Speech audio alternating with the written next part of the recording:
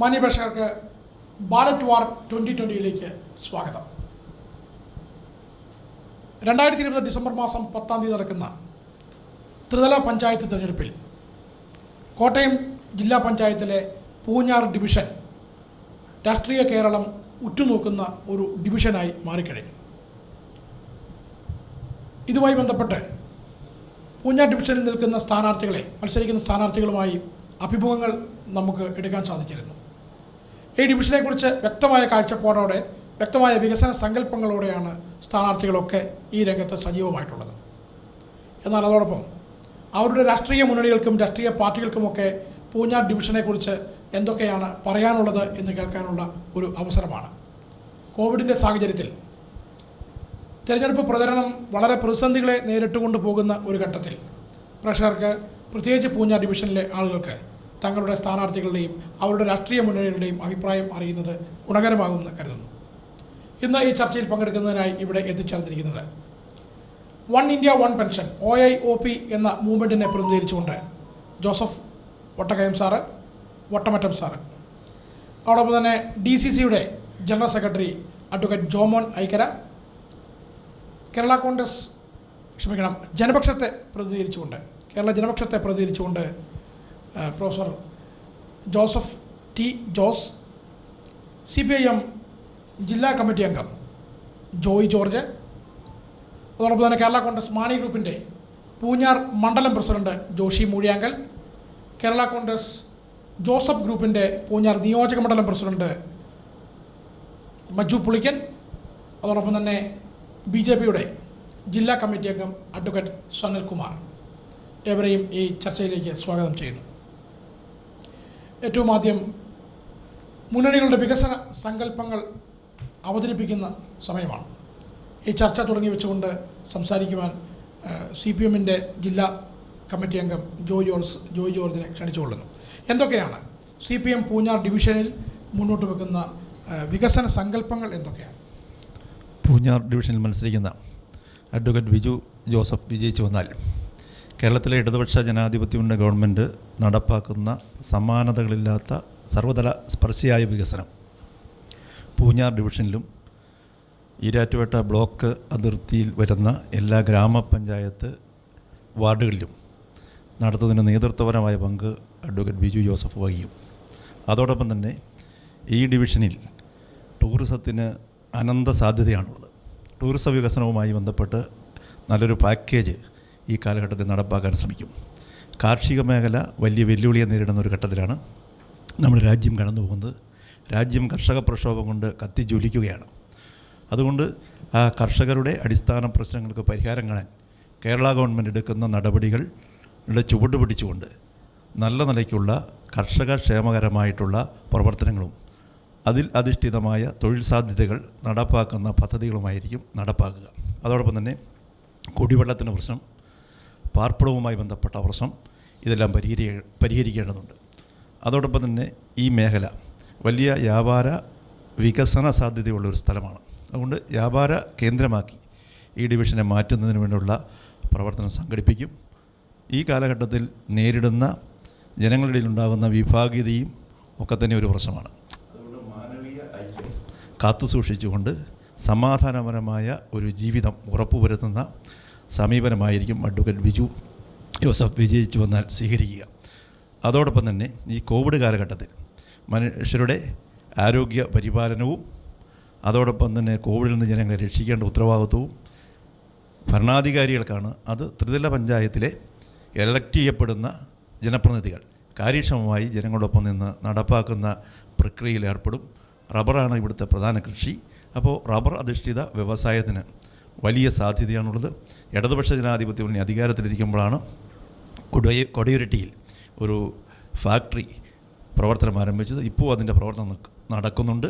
Poonjar ഡിവിഷനിലേക്ക് rubber അധിഷ്ഠിത വ്യവസായവുമായി വന്നിട്ടുള്ള പദ്ധതികൾ കൊണ്ടുവരുന്നതിനും കോളനികളുടെ ശോചനീയാവസ്ഥ പരിഹരിക്കുന്നതിനും വേണ്ടിയിട്ടുള്ള എല്ലാ സമീപനവും സ്വീകരിച്ചുകൊണ്ട് സർവ്വതല സ്പർശിയായ ഒരു മേഖലയും ടച്ച് ചെയ്യാതെ പോകുന്ന പ്രശ്നമില്ല. എല്ലാ മേഖലയും ടച്ച് ചെയ്തുകൊണ്ട് ജനങ്ങളുടെ പിന്തുണയോടുകൂടി കൂടുതൽ ഐക്യം ഉറപ്പാക്കിക്കൊണ്ടുള്ള വികസന പദ്ധതികളൊക്കെയാണ് ഞങ്ങൾ നൽകിയിട്ടുള്ളത്. തീർച്ചയായും UDFനെ പ്രതിനിധീകരിച്ചുകൊണ്ട് കോൺഗ്രസിൻ്റെ ജില്ലാ സെക്രട്ടറി കൂടിയായ ജോമോൻ ഐക്കര UDFൻ്റെ വികസന സങ്കല്പങ്ങൾ വിവരിക്കുന്നത്. ഐക്യ ജനാധിപത്യ മുന്നണി അഡ്വക്കേറ്റ് VJ ജോസിനെയാണ് പൂഞ്ഞാർ ഡിവിഷനിൽ സ്ഥാനാർത്ഥിയായി അവതരിപ്പിച്ചിട്ടുള്ളത്. അദ്ദേഹം ഒട്ടേറെ വികസന കാഴ്ചപ്പാടുകളോടുകൂടി താൻ നടപ്പാക്കിയ ഒട്ടേറെ പദ്ധതികൾ അത് ഈ ഡിവിഷൻ്റെ വിവിധ മേഖലകളിൽ എല്ലാ ബ്ലോക്ക് ഡിവിഷൻ ആസ്ഥാനങ്ങളിലും അതിൻ്റെ പ്രവർത്തനങ്ങൾ ഏകോപിപ്പിച്ചുകൊണ്ട് ഇവിടുത്തെ സമഗ്രമായ വികസനം ലക്ഷ്യമിടുകയാണ് ഐക്യ ജനാധിപത്യ മുന്നണി ഉന്നം വയ്ക്കുന്നത്. അതിൽ പ്രധാനമായും ഈ ടൂറിസം പദ്ധതി അത് നമ്മളെ സംബന്ധിച്ച് അനന്തമായ സാധ്യത നമ്മുടെ ഈ മലയോര മേഖലയായ മൂന്നലവ്, മേലുകാവ്, തലനാട്, തീക്കോയി ഉൾപ്പെടെയുള്ള ഈ ഡിവിഷൻ ഉൾപ്പെടുന്ന പ്രദേശത്ത് അനന്തമായ സാധ്യത ടൂറിസം മേഖലയ്ക്കുണ്ട്. അതിലൂടെ ഒട്ടേറെ തൊഴിൽ സാധ്യതകൾ നേടിയെടുക്കുവാൻ കഴിയും. അങ്ങനെ സ്വയം തൊഴിൽ സംരംഭം ഉണ്ടാക്കി ടൂറിസം രംഗത്ത് ഇവിടുത്തെ ചെറുപ്പക്കാർക്കും ഇവിടുത്തെ സാധാരണക്കാർക്കും അവർക്ക് കൂടുതൽ അവരുടെ തൊഴിൽ ലഭ്യമാകുന്ന തലത്തിലേക്ക് ഈ ടൂറിസം പദ്ധതിയെ കൊണ്ടുപോകുന്നതിന് വേണ്ടി പരമാവധി ശ്രമിക്കും എന്ന് ഞങ്ങൾ ഈ അവസരത്തിൽ ഉറപ്പ് നൽകുകയാണ്.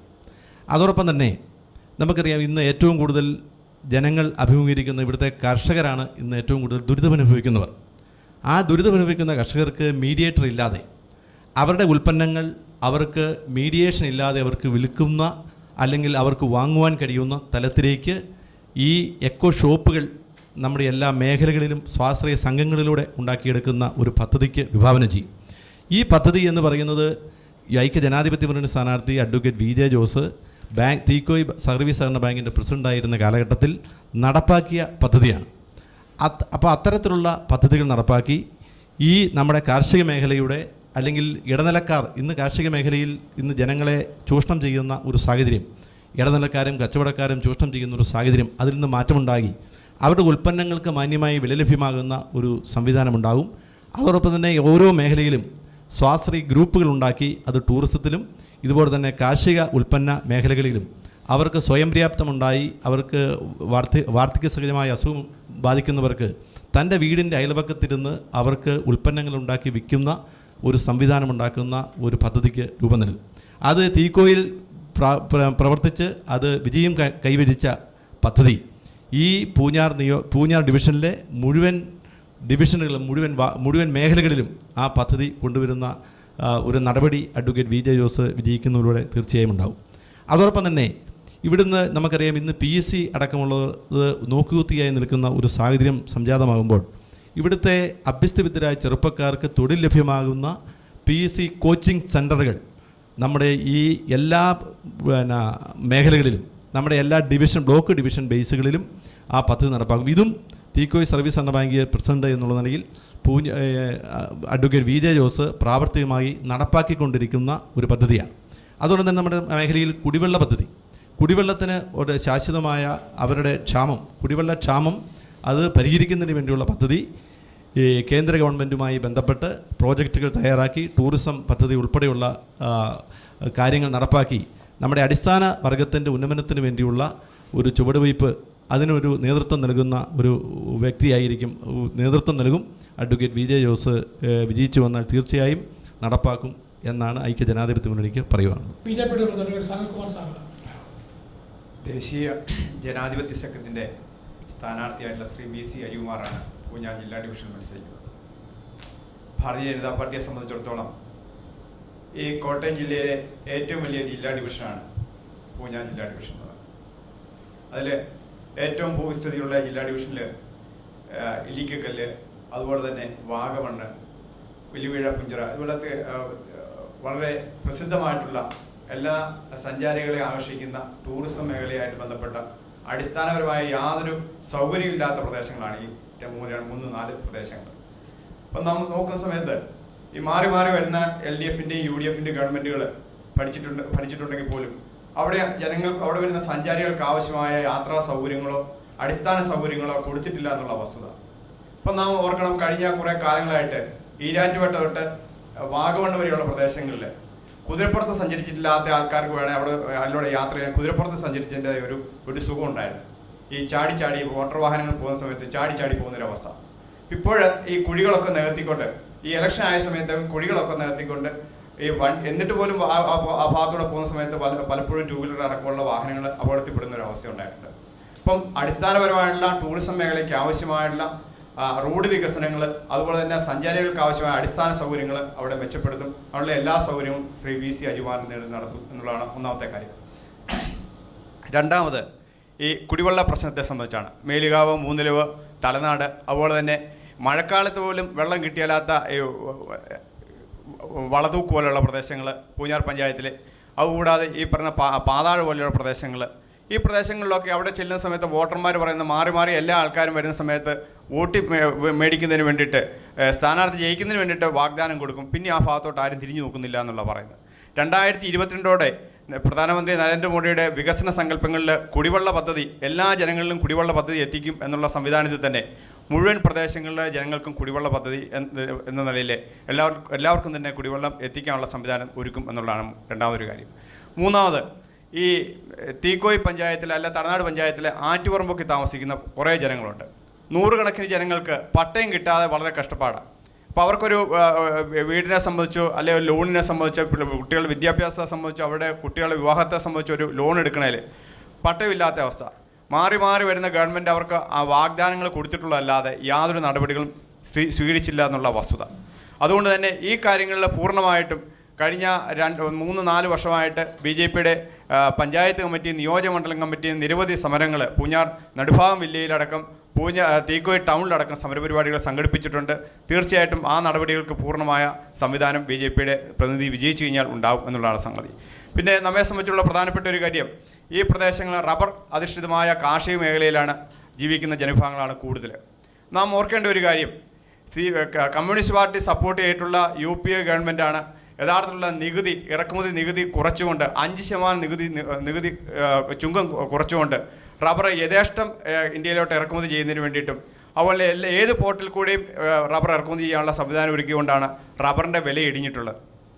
അതിനുശേഷം ഗവൺമെൻറ് അന്നുണ്ടായിരുന്ന ധനകാര്യ വകുപ്പ് മന്ത്രിയായിട്ടുള്ള P. ചിദംബരം അടക്കമുള്ള ആൾക്കാർക്ക് പൂർണ്ണമായിട്ട് സപ്പോർട്ടുള്ള CPMൻ്റെ സംവിധാനം, കോൺഗ്രസിൻ്റെ അവസരവാദ രാഷ്ട്രീയം, അതുകൊണ്ട് തന്നെ റബ്ബറിൻ്റെ വില മുൻപോട്ട് പോകാതെ നേരെ കീഴ്പോട്ട് വരുന്നൊരവസ്ഥ ഉണ്ടായിട്ടുള്ളത്. ഇതിനിപ്പോൾ മാറ്റം വരുത്തിക്കൊണ്ട് പരമാവധി 25% നികുതി ഗാഡ് കരാറിൻ്റെ വെളിച്ചത്തിൽ, മുൻപുണ്ടായിരുന്ന UP ഗവൺമെൻറ് ഉൾപ്പെട്ട ഗാഡ് കരാറിൻ്റെ വെളിച്ചത്തിൽ പരമാവധി 25% നികുതി കൂട്ടിക്കൊണ്ടും, അതുകൂടാതെ സെസ് അടക്കമുള്ള 7% കൂട്ടിക്കൊണ്ട് 32%, പരമാവധി ആകെ 32% നികുതി കൂട്ടിക്കൊണ്ട് നമുക്ക് റബ്ബറിൻ്റെ വില കൂട്ടുന്നുള്ള സംവിധാനം. അതുകൂടാതെ എല്ലാ തുറമുഖങ്ങളിലൂടെ ഈ റബ്ബർ ഇറക്കുമതി ചെയ്യാതെ വളരെ ചുരുക്കം തുറമുഖങ്ങളിലൂടെ മാത്രം റബ്ബർ ഇറക്കുമതി ചെയ്തുകൊണ്ട് ആ റബ്ബറിൻ്റെ യഥേഷ്ടമായ സംഭരണവും അതുപോലെ വിനിയോഗവും റബ്ബർ വ്യവസായികൾക്ക് അനുകൂലമായ സാഹചര്യം ഒരുക്കാതെ റബ്ബറിൻ്റെ വില കൂട്ടാനുള്ള സംവിധാനമാണ് BJPയുടെ കേന്ദ്ര ഗവൺമെൻറ്റിലുള്ള ഈ അടുത്ത കാലത്ത് അതിൻ്റെ വില വർധനവിനെ സംബന്ധിച്ച് സൂചനകൾ നമുക്ക് ലഭിച്ചിട്ടുണ്ട്. തീർച്ചയായിട്ടും റബ്ബറിൻ്റെ വില ഉയർത്താനുള്ള സംവിധാനം അടക്കം സാധാരണ ജനങ്ങൾക്ക് കുടിവെള്ളം, അതുപോലെ തന്നെ കാർഷിക മേഖലയിലുള്ള സംവിധാനങ്ങൾ, കൂടാതെ ഇത്തരത്തിലുള്ള എല്ലാവർക്കും കറണ്ട്, എല്ലാവർക്കും പാർപ്പിടം, പ്രധാനമന്ത്രിയുടെ 100 കണക്കിന് 253ഓളം വരുന്ന സഹായങ്ങൾ, ആനുകൂല്യങ്ങൾ സാധാരണ ജനങ്ങൾ കൊടുക്കാനുള്ള സംവിധാനങ്ങൾ ഇവിടെയുള്ള ഇടതുപക്ഷ ഗവൺമെൻറ് അത് കൊടുക്കാതിരിക്കാനുള്ള സംവിധാനം നോക്കുന്ന സമയത്ത് BJPക്ക് അനുകൂലമായ സംവിധാനം ഉണ്ടാകുമെന്നുള്ള ധാരണയുടെ പുറത്ത് അതിന് ശക്തമായ ഒരു ജനങ്ങളുടെ ഒരു സംവിധാനം ഒരുക്കിക്കൊണ്ട് BJPക്ക് അനുകൂലമായ ഒരു സംവിധാനം ഇത്തരത്തിലുള്ള കാര്യങ്ങൾ ചെയ്യുമെന്നുള്ളതാണ് BJPയുടെ പ്രതിനിധിയായ VC അജുമാർ വിജയിച്ചാലുള്ള സംഗതി ഉണ്ടാകും. ഒപ്പം തന്നെ ഈ തെരഞ്ഞെടുപ്പിൽ ഒരു ചതുഷ്കോണ മത്സരമായി ഈ തെരഞ്ഞെടുപ്പ് മാറുന്നത് തീർച്ചയായും ജനപക്ഷത്തിൻ്റെ സാമർത്ഥ്യത്തെ കൊണ്ടാണ്. അതുതന്നെയാണ് ഈ മണ്ഡലത്തെ ശ്രദ്ധേയമാക്കുന്നത്. Joseph T. ജോസാർ എന്ത് ജനപക്ഷത്തിൻ്റെ വികസന സങ്കല്പങ്ങളെക്കുറിച്ച് വളരെ കാലം കഴിഞ്ഞ ടൈമിലും ജനപക്ഷത്തിൻ്റെ തന്നെ മെമ്പറായിരുന്നു, ജില്ലാ പഞ്ചായത്ത് മെമ്പറായിട്ടായിരുന്നു ഉണ്ടായിരുന്നത്. ജോസഫ് സാർ സംസാരിക്കും. ഇപ്പോൾ ഏവർക്കും അറിയാവുന്നതുപോലെ കോട്ടയം ജില്ലാ പഞ്ചായത്തിൻ്റെ പൂഞ്ഞാർ ഡിവിഷനിൽ കേരള ജനപക്ഷം എന്ന കൊച്ചു രാഷ്ട്രീയ പാർട്ടിയുടെ പ്രതിനിധിയായിട്ട് സ്ഥാനാർത്ഥിയായിട്ട് മത്സരിക്കുന്നത് അഡ്വക്കേറ്റ് ഷോൺ ജോർജാണ്. വളരെ വ്യക്തമായ കാഴ്ചപ്പാടോടുകൂടി അദ്ദേഹം തന്നെ ആവർത്തിച്ച് പറയുന്ന ഒരു കാര്യമുണ്ട്, ചെയ്യാൻ കഴിയുന്ന കാര്യങ്ങളെ ഞാൻ പറയൂ, പറയുന്ന കാര്യങ്ങൾ ഞാൻ ചെയ്തിരിക്കും എന്നുള്ള ഒരു യുവ നേതാവിൻ്റെ സഹജമായിട്ടുള്ള ദൃഢപ്രതിജ്ഞയോടുകൂടിയ കാഴ്ചപ്പാടിൻ്റെ അവതരണമാണ് ഈ തെരഞ്ഞെടുപ്പിനെ സംബന്ധിച്ചിടത്തോളം, ഈ ജില്ലാ ഡിവിഷനെ സംബന്ധിച്ചിടത്തോളം ഞങ്ങളുടെ വികസന കാഴ്ചപ്പാടിൻ്റെ അടിസ്ഥാനം എന്ന് പറയുന്നത് വ്യാപകമായ രീതിയിൽ ജനസമ്പർക്ക പരിപാടിയിൽ സ്ഥാനാർത്ഥിയുടെ പ്രവർത്തകരും ഏർപ്പെടുകയുണ്ടായി. ആയിരക്കണക്കിന് വോട്ടർമാരെ ഇതിനോടകം തന്നെ സ്ഥാനാർത്ഥിയും സഹപ്രവർത്തകരും നേരിൽ കണ്ടിരിക്കുന്നു. 23,000-ഓളം വരുന്ന ഭവനങ്ങളിൽ ആയിരക്കണക്കിന് ഭവനങ്ങൾ തന്നെ സ്ഥാനാർത്ഥി ഇതിനോടകം തന്നെ നേരിട്ട് സന്ദർശനം നടത്തി. അതിലേക്കാണ് വരുന്നത്. അപ്പോൾ കിട്ടിയ ചില ഒരു ഫീഡ്ബാക്ക് എന്ന് പറയുന്നത് ഏറ്റവും അധികം, പ്രത്യേകിച്ച് നമ്മുടെ ഈ ഡിവിഷൻ്റെ മലയോര മേഖലയെ സംബന്ധിച്ചിടത്തോളം വീട്ടമ്മമാരുമൊക്കെ വളരെ ഹൃദയാവർജകമായ രീതിയിൽ ഇങ്ങോട്ട് അവതരിപ്പിച്ച ഒരാവശ്യം എന്ന് പറയുന്നത് കുടിവെള്ള പ്രശ്നമാണ്. അത് വളരെ വളരെ ഗുരുതരമായിട്ടുള്ള ഒരു പ്രശ്നമാണ്. അപ്പോൾ അത് ഒരു തുരങ്ക പദ്ധതിയെ പറ്റിയൊക്കെ കുറേ കാലമായിട്ട് നമ്മൾ കേൾക്കുന്നുണ്ട്. അതൊന്നും അത്ര പ്രായോഗികമായി തോന്നുന്നില്ല. അതിനൊക്കെ ഈ ഡിവിഷൻ്റെ പരിധിക്കുള്ളിൽ തന്നെയുള്ള ജലസ്രോതസ്സുകൾ കണ്ടെത്തിക്കൊണ്ട് അതിന് വിദഗ്ധരായിരിക്കുന്ന ആളുകളുമായിട്ട് ആശയവിനിമയം നടത്തി കഴിഞ്ഞിട്ടുണ്ട്. ആ ജലസ്രോതസ് വളരെ ഫലപ്രദമായിട്ട് ഉപയോഗിച്ചുകൊണ്ട് കാര്യമായിട്ട് വൈദ്യുതിയുടെ ഉപയോഗം, പമ്പിങ് പോലും കൂടാതെ നമ്മുടെ താഴ്വാര പ്രദേശങ്ങളിലേക്ക് വെള്ളം എത്തിക്കാനുള്ള ഒരു സമഗ്ര പദ്ധതി സ്ഥാനാർത്ഥിയുടെയും അദ്ദേഹത്തിൻ്റെ പ്രവർത്തകരുടെയും സങ്കല്പത്തിലും തീരുമാനങ്ങളിലും ഉണ്ട്. അതേപോലെ തന്നെ ആണ് ഇവിടെ ഈ വഴി സൗകര്യം എന്ന് പറയുന്നത്. അത് ടൂറിസവുമായിട്ട് വളരെ ബന്ധപ്പെട്ടതാണ്. അതിപ്പോൾ നമ്മുടെ ഈ ഡിവിഷൻ തന്നെയുള്ള വളരെ അറിയപ്പെടുന്ന ടൂറിസ്റ്റ് കേന്ദ്രങ്ങളിലേക്കുള്ള വഴി എന്ന് പറയുന്നത് വളരെ വളരെ ശോചനീയമാണ്. വളരെ വളരെ ശോചനീയം. അവിടെ ഒരു തരത്തിലൊരു കാൽനട പോലും സാധ്യമല്ലാത്ത രീതിയിലേക്കൊക്കെ കാര്യങ്ങൾ അധപ്പതിച്ചിട്ടുണ്ട്. അടിയന്തരമായിട്ട് അത്തരം റോഡുകളുടെ പുനരുദ്ധാരണത്തിന് വലിയ പ്രാധാന്യം കൊടുത്തുകൊണ്ട് മുന്നോട്ട് പോകണമെന്നാണ് ആഗ്രഹിക്കുന്നത്. അതേപോലെ തന്നെ ടൂറിസത്തിൻ്റെ, ഇവിടെ സൂചിപ്പിച്ചതുപോലെ തന്നെ ടൂറിസത്തിന് അനന്തമായ സാധ്യതയുണ്ട്.